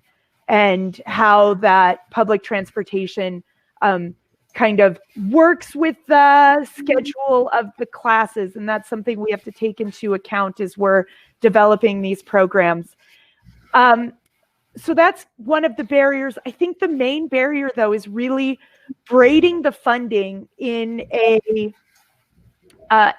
way that is supportive to the students and allows kind of the program to exist. And that is an administrative challenge that that I think we all kind of face as we're doing this. Our students, you know, some of the opportunities that our students have now after going through the program that they never had before are, well, I'll just highlight one. So we had a student who was a mother of 3, needed her high school equivalency, and was interested in our CNA program. She went through the CNA program. She passed the state licensure. She completed her high school equivalency, and now she's working in the hospital, providing direct care for patients, and is starting to examine the kind of breadth of careers that's available in the healthcare industry and where she may want to go next. So it has really transformed not only the life of that student, but the lives of her 3 children. And so it's really rewarding to be part of that work. Thank you so much for sharing that, all of that, and especially the story about the student and how it has impacted her family. Chris, would you share a little bit about you know, how you make sure that your programs are accessible to students, what barriers they may face, and a little bit about how they've benefited? Sure. So one of the things I wanted to say about wraparound services for students that is really, really critical at Catholic Charities is Catholic Charities, as many programs, but as a mantra for ours, is that we embrace the dignity of every human being. And if a student doesn't have food, they can't learn. If they don't have housing, they can't learn. They don't have transportation or childcare, they can't learn. One of the graces of the pandemic, and there haven't been many, but one of them has been that folks can do distance learning.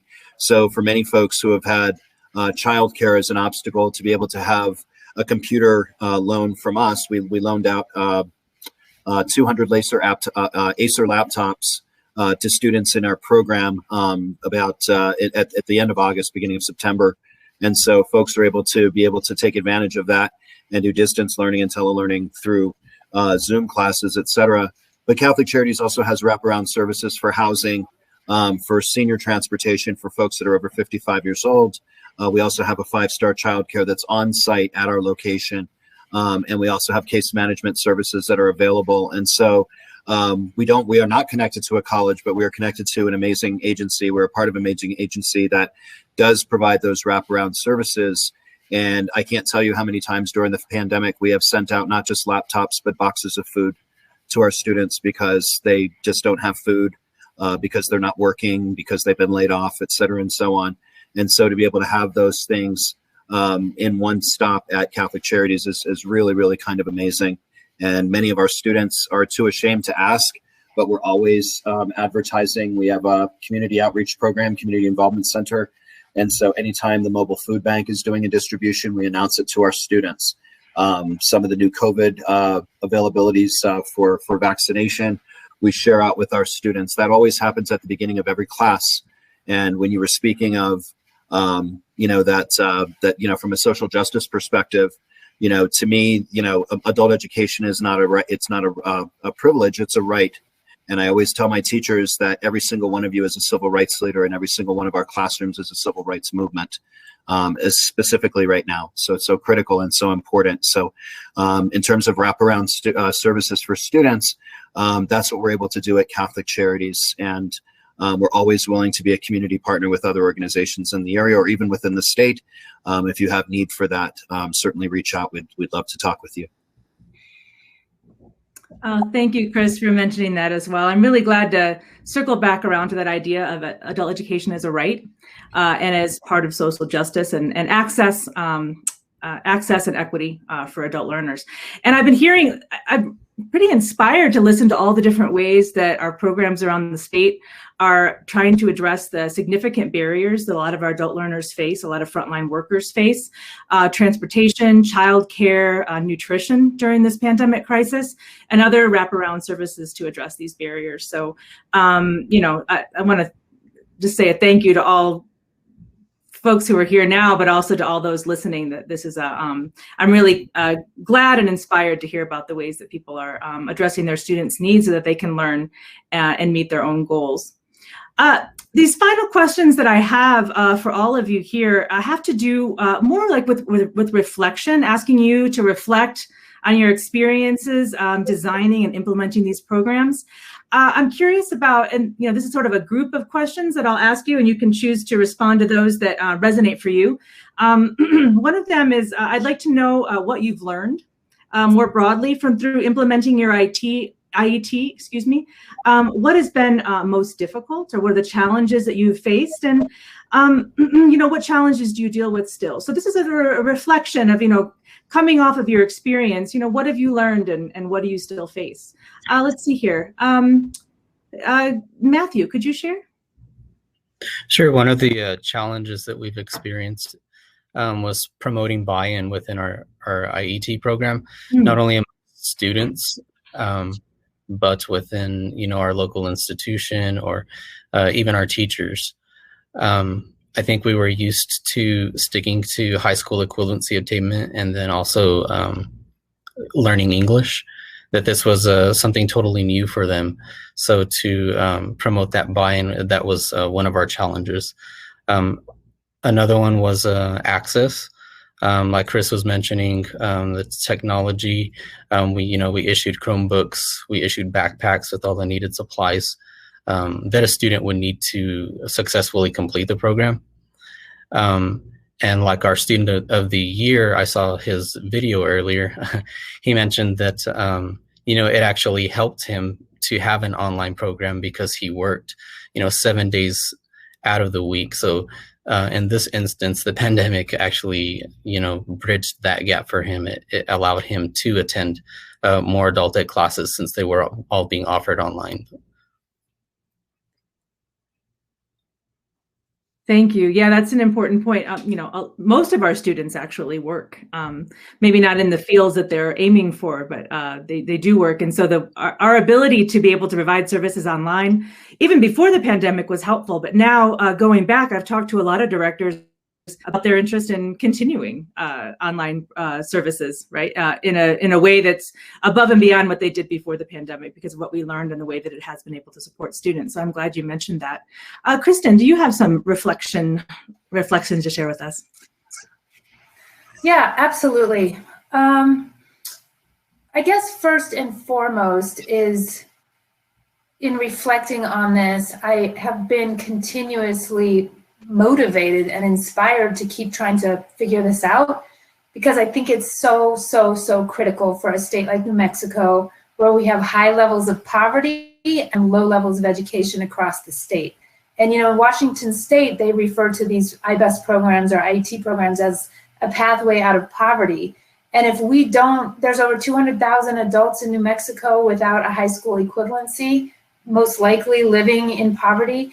If we don't have access, a pathway for these folks to get trained and move forward in their life, then we're doing a huge disservice to our state and to our communities. And so creating and strengthening this system is so critical, I believe. But I also want to say, after being involved on different levels, I used to be involved on a different level, but for 10 years in this effort, it's super challenging. Oftentimes I have felt like it's swimming upstream because our adult education system oftentimes is not in alignment with either the workforce system or the colleges system. So it's really about aligning our systems. And there's been a period of time over a couple of years, fairly recently, where it felt like everyone was going in a different direction. And it requires people moving in the same direction and being very clear with goals, being very clear with the strategy and the approach, and everyone agreeing that the college, the workforce system and the adult agreeing to that strategy and approach in order for it to work. So I could go talk probably for an hour about the detailed challenges that we faced, because there are lots of them. It's been challenging, but I'm a big believer in being persistent, especially when it's something as important as this. So I don't know if you're wanting more detail, because I can certainly go into more detail, but. That is fantastic. Thank you. And I want to thank you for the honest assessment of how difficult it can be to do this coordination, to do this collaboration. There are a lot of people involved, a lot of programs, a lot of goals, and it is difficult work. It is challenging work, and I'm glad that you raised that. Thank you. It's worth it, and there are times when it's easier than others. So sure. It's not consistently challenging. It kind of ebbs and flows, but. I hear you. Yes, I understand that. Thank you. Maria, do you have anything to share on this topic, this reflection? So my reflection is very similar to what Kristen shared. The value of an IET program and a student's participation in an IET program so very much outweighs all the challenges that we face. And I think that's why we, as adult educators, really continue to push for systems alignment so that we can provide IET programs, because we know how transformative these upskilling programs really are for families in New Mexico and for the lives of our students. I think one of the things that is very important in an IET program is really working with partners who have a shared vision of why we're doing this, and then from that why, kind of building out the what we're going to do. So I think really if you can find a team that has a philosophical belief that matches yours about the benefit to the community, to the workforce, to employers, and to families in New Mexico by creating these programs, then you have the energy to overcome a lot of the barriers. And sometimes there are a lot of walls to climb over. Thank you, Maria. That was excellent. I appreciate that reflection. And your speaking is so powerful. It's reminding me to remind the audience two things. Number one, that it is my understanding that this entire morning and this panel as well is being recorded. So we'll be able to go back to this and benefit from the expertise of the folks in the panel later. So if you, I don't know exactly the instructions, maybe somebody could post them in the stage chat, but I believe that we will have access to that. People can reach out to the organizers to get those recordings if they would like, or at least have access to them. Perhaps we can post them somewhere. And before we move on to Chris, because I'd like to ask him for his reflection as well, I just wanted to tell the audience that we're reaching near the end of our panel discussion. And if there are any questions that you have for the panelists, now would be the time to put them in the chat. Also, and I would just like to note that also I'm noticing that in the chat on the stage, Stephanie Montoya from NMHED is posting information about the recording. And we're also going to post on our social media accounts. So information's there if you'd like to get this recording. Okay, and then now passing on to Chris. Chris, could you reflect for us on what you've learned, what's been difficult through this process of developing all these IETs that you guys have? Sure. I've been building IETs for about 25 to 30 years, coming here from the state of Vermont and having worked with African immigrants and also working in the correction system. So it's something that I'd done for a while. When I first moved to Vermont, trying to get buy-in with my own agency about the importance of this, that this isn't just some standalone or Chris's dizzy idea for adult ed, but that this is the focus of the Workforce Innovation and Opportunity Act. This isn't, some one-trick pony that is a standalone or a set-aside, but this is integral in terms of how we get folks into employment, we keep them in employment, and then they thrive within employment so that they can move up in positions or get a raise, et cetera, and so on. And so the idea was when I first came, well, just give them a math book and here's a piece of chalk for you and there's adult ed. and trying to explain to them that this is more than that. And it's not just a Chris movement, it's a national movement. This has been in effect now for almost 20 years in terms of doing this. And so getting people through high school equivalency with contextualization and into stabilized employment is actually our goal now in terms of adult ed. It's not one or the other, it's both.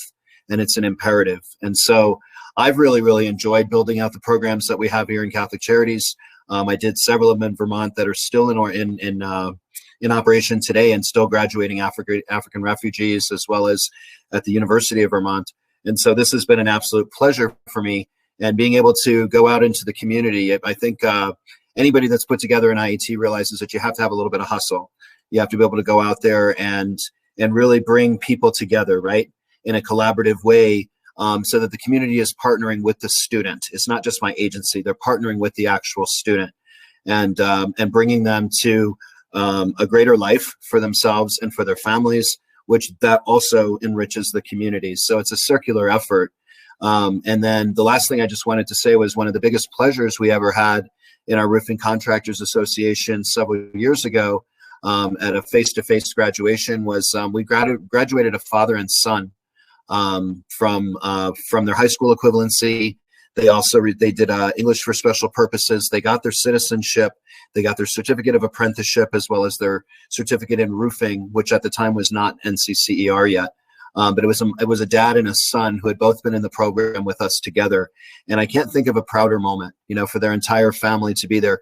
The grandparents were there, watching their son and their grandson graduate with all of these certifications. There's no other greater caveat than moments like that, and whatever struggles we go through in terms of trying to create, it's moments like that that always make it worth it. So I've really enjoyed it. Can't wait to do more. That's a great story, Chris. Thank you for sharing that. That's very inspiring. Okay, thank you. Well, we're nearing the end of our panel discussion, and before we go, I'm watching the stage for any questions from the audience. I wanted to know if there is any other thing that you panelists, Maria, Matthew, Chris, and Kristen, if there's anything that you would like to share, anything in addition you'd like to share with the audience that you want them to know about career pathways or about adult education in general. So I put this in the chat, but I just have to say, Chris is so inspiring. The concept of community partnering with the student is such an encapsulation and articulation of the spirit of IET and adult education. I'm stealing it. I'm using that.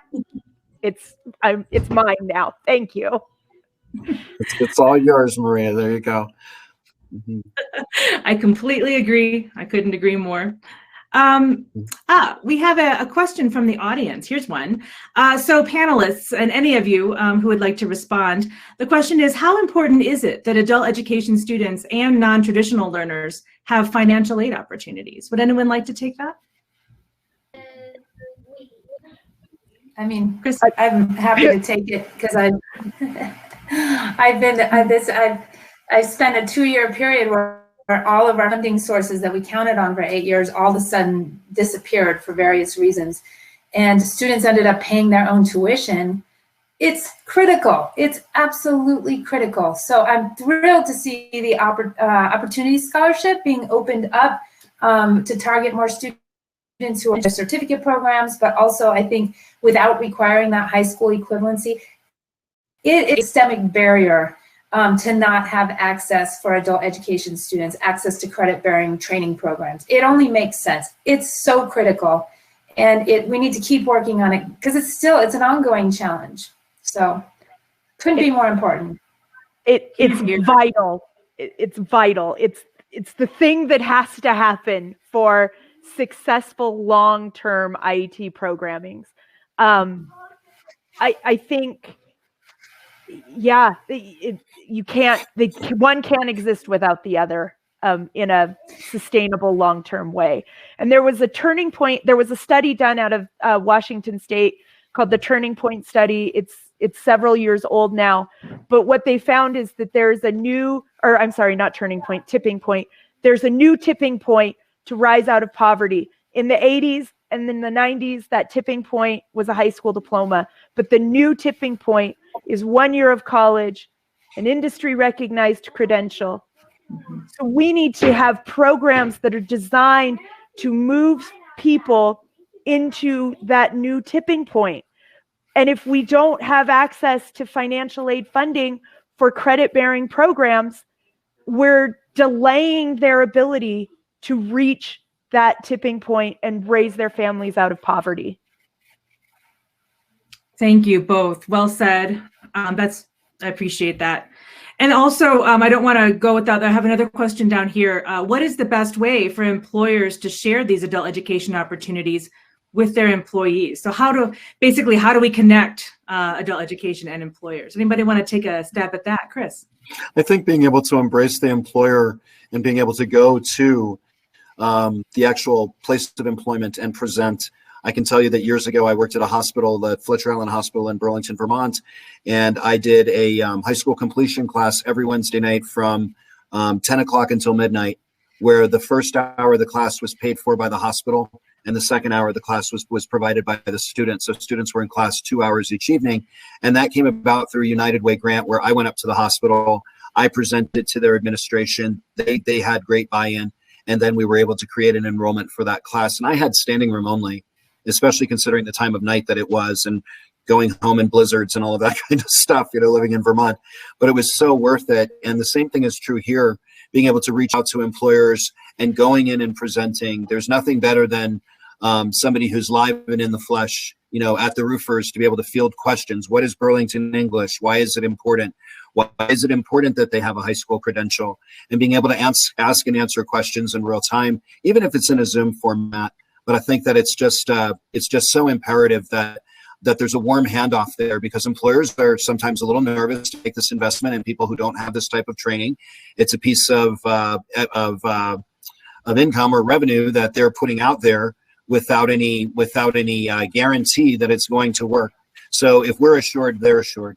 And I think that, really working with them and encouraging them to take that risk on behalf of their employees. I know for a fact that if I invest in my teachers invest in my students. If I invest in those employers invest in their employees, and we have great return on investment. It's just so critically important. And then one last thing I just wanted to say with regard to IET, to build off of what Maria was saying about the tipping point study. I'm very familiar with that. And working with the Equip for the Future standards in Vermont was something really critical. It's something I also do here at Catholic Charities. One of the things I just wanted to say, specific to the times that we live in and for the populations that we service and work with for the participants in our program, is that we're living through a very unprecedented time economically, biologically, in terms of health, et cetera, and so on, and most specifically racially and in terms of racial justice. 9 minutes on a Black man's neck is a very deliberate act. And so for me right now, we have to act very deliberately for each and every one of our students. Trying to get people back out of this pandemic is like pulling that man off the curb and trying to make him alive again. And it's just so critically important that we realize that, and that if we're holding that back in our programming, we're not allowing our students to thrive. We have to take that risk. We have to collaborate with other programs. We have to reach out to each other for example and for assistance. Don't be afraid to say no. I always tell my students and my teachers, no is free. I hear it all the time. But to be able to embrace each other and do that, we went into this pandemic alone. We're going to come out of it together, and we've got to support each other in that process, especially through integrated education and training if we're going to make this work for all of us. Thank you so much for that, Chris. We do have to be courageous. And I think that, which kind of takes us back to a theme from earlier in the day. And I think we're close to ending now. I've learned a lot. This has been a very inspiring panel for me. Does anyone have any final comments before we adjourn from any of our panelists? One thing we did is we invited local pre-pandemic. We invited local businesses to come to us. So we had this night where, we had several businesses in attendance, and, we asked, what is it that you need? What is it that we can do to help, bridge that gap between our students and finding employment? And then one of the other things I wanted to note was what helped me was the state's career pathways initiative that all, our adult education programs are going through. Where we devised the gap analysis, We learned how to, successfully, design or, get a business to commit or, to sign an MOU with our agency to be able to better provide services. So that's really helped me, newcomer to IAT. I've been this for about 3 years now, but that's really helped me to understand, all that background work that goes into it. Absolutely. Thank you for that.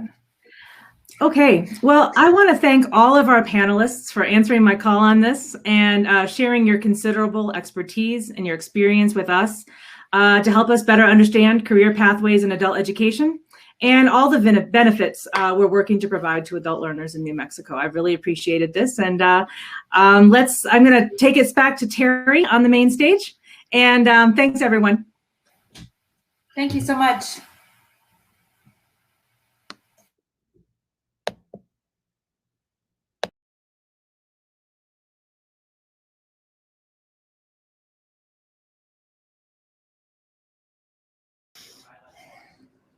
All right. Well, thank you very much, Amber, and thank you to all of our panelists for that great information.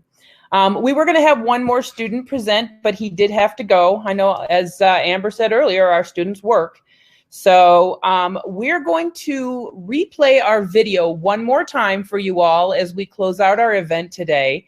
I do want to thank everyone, all of our speakers, everyone who participated, everyone who helped us to make this event happen. The folks at the New Mexico Chamber, Stephanie Montoya from New Mexico Higher Ed, Secretary Rodriguez for speaking, Amber Gallup Rodriguez for being such a great leader to these programs, and everyone who spoke so eloquently today. I just want to thank you all.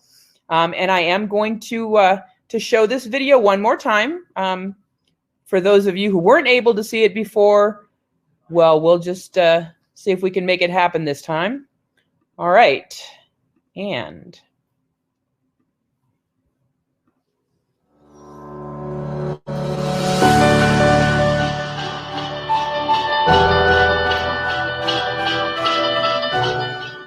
my name is Emily Legas, and I'm the Director of Adult Education at Clovis Community College in Clovis, New Mexico.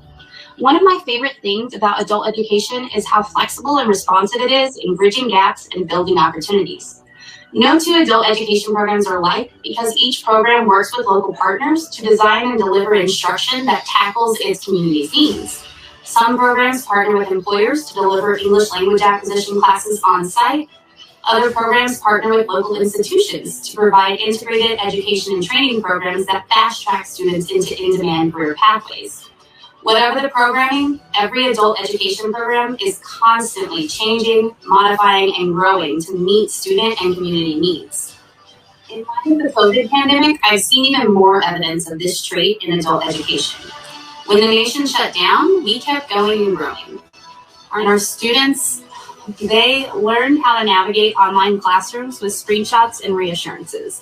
They sat in parking lots to borrow Wi-Fi to take practice tests. They completed classroom assignments on their phone with spotty 4G, and they persisted in their education.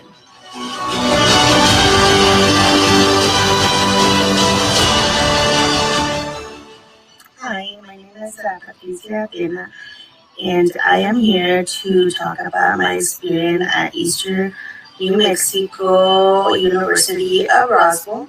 I started school back in 2014.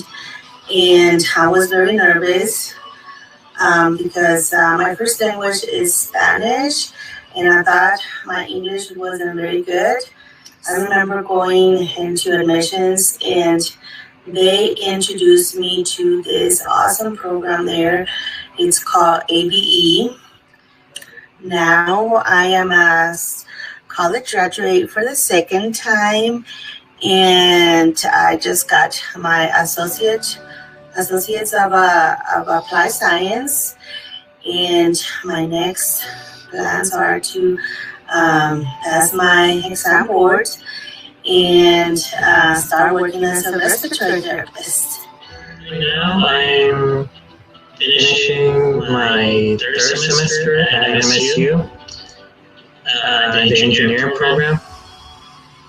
And hopefully next semester I get my associates in engineering and science. Going through the GED program, it helped me in the way that it got me more involved in school. It got me more involved in the college. Hello, this is Maria. My pleasure to meet you guys over there. So today I only want to say thank you very much all my teachers that helped me too much. And 1 year ago when I started taking English classes, so I increased so much my vocabulary. Thank you very much. I continue making mistakes, but I think it's less than in the beginning. Hi, my name is Lujan Grisham, and I am attending the adult prep GED program at the Santa Fe Community College. I just want to give you a little inside scoop of my life. I was 15 years old when I had my son and I dropped out of school. Here I am at 46 years old and in the GED program. The barriers I face is educating myself all over again, but I am getting it done and I am doing it. I am a couple of weeks away from testing out of my GED. Now in the springtime, I will be doing the IBEST program, which has a CNA, which is Certified Nurse Assistant, and in the fall, I will be doing my MA. Hello, this is Min Chang. Very nice to meet you. I always wanted to improve my English. I am so glad the college have this wonderful program for second language students. During the 6 months, probably 8 months, I think I can feel my English getting better, and the people understand more what I say because my pronunciation getting better, and I take more attention to my grammar. I wanted to advance my career and get into something that, was not only different, but actually had some sort of enjoyment for me. The job that I'm at now, I've been there for a while, and I'm working 7 days a week, so it makes it very hard to find time to actually come to a classroom setting when you're working upwards of 10 to 12-hour days.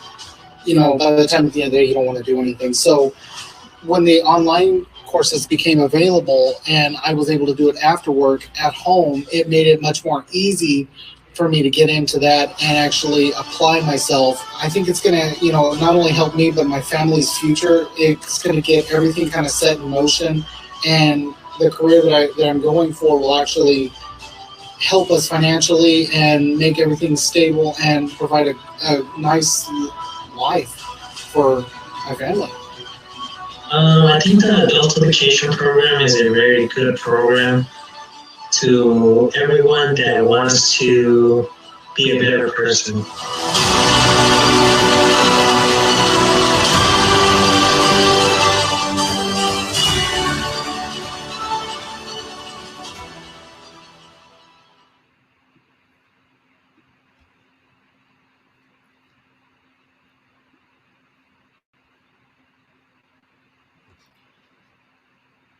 Okay, well, I hope I'm coming back. My screen is going around in circles again. Okay, so I do want to thank everyone again. I want to let you know that if you want any of this information, in addition to the links that Stephanie put up on the chat, you can go to our website at nmadulted.org, and we will, as soon as we get them, we'll have the links to this and also to the video.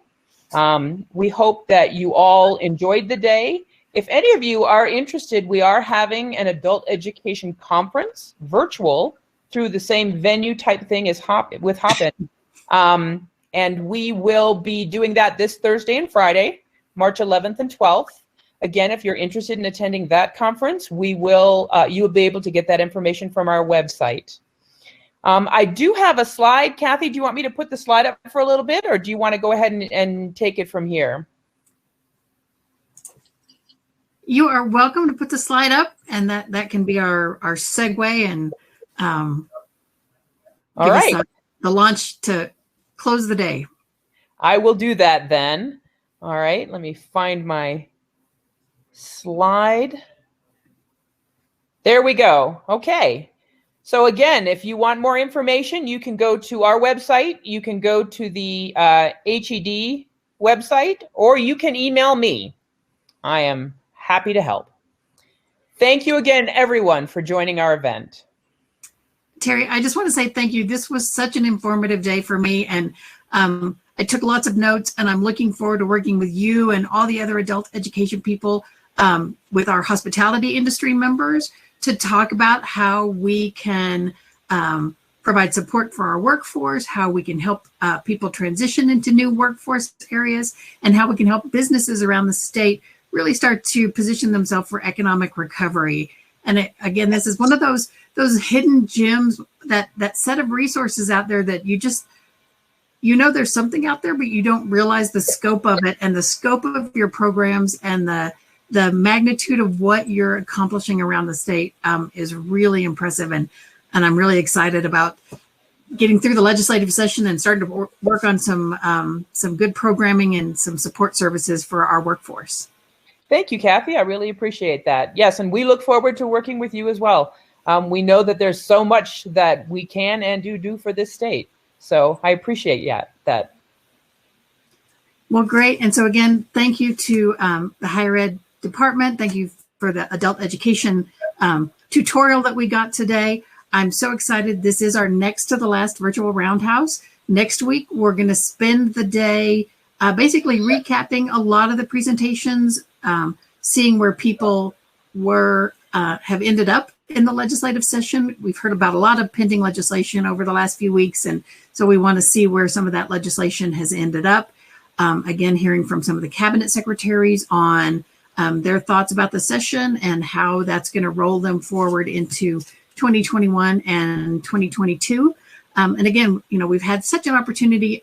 In addition to this great adult education focus today, we got to hear about so many business support services from the Small Business Development Center, the New Mexico Small Business Assistance Program, Main Street programs around the state, and again, from business advocates, from the Restaurant Association, the Rio Grande Foundation, Family Friendly New Mexico, the Oil and Gas Association, the Cannabis Chamber of Commerce, which is an organization I didn't know existed prior to this virtual roundhouse.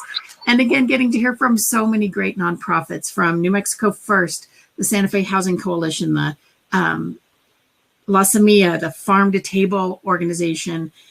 We got to hear, excuse me, about the important work of the Human Trafficking Task Force. We got to hear about some of the great stuff that is going on in supporting victims of domestic violence. And again, it's just been an amazing virtual roundhouse session. I want to say a special thank you to Katie with the Santa Fe Chamber, as always, for providing all the great backstage support. Of course, thank you to the Santa Fe Chamber and the New Mexico Chamber for partnering with New Mexico Hospitality on putting this virtual roundhouse together. Thank you to PNM, Wells Fargo, Los Alamos National Labs, AT&T, and so many of our other amazing sponsors. I know we had groups like the Lee County Economic Development Group, and from people around the state. I encourage all of you to look at our homepage for the virtual roundhouse to see what businesses and what organizations thought that having access to this kind of information was important, and let them know that it was important to you as well. So I just want to say again, thank you for joining us today. Thank you, higher ed, adult education. Thank you especially to the students for sharing their stories. That was my favorite part of the day. And I look forward to seeing more of those student success stories coming out of our hospitality industry. But we will be back, excuse me, again, allergy season. We will be back again next week for the final session of Virtual Roundhouse. So join us at 8 o'clock next Tuesday. And until then, keep advocating for the causes that are important to you. Make sure your legislators know what matters to you, because that's how they make good policy decisions. And we will see you next week. Thank you, everybody. Thank you.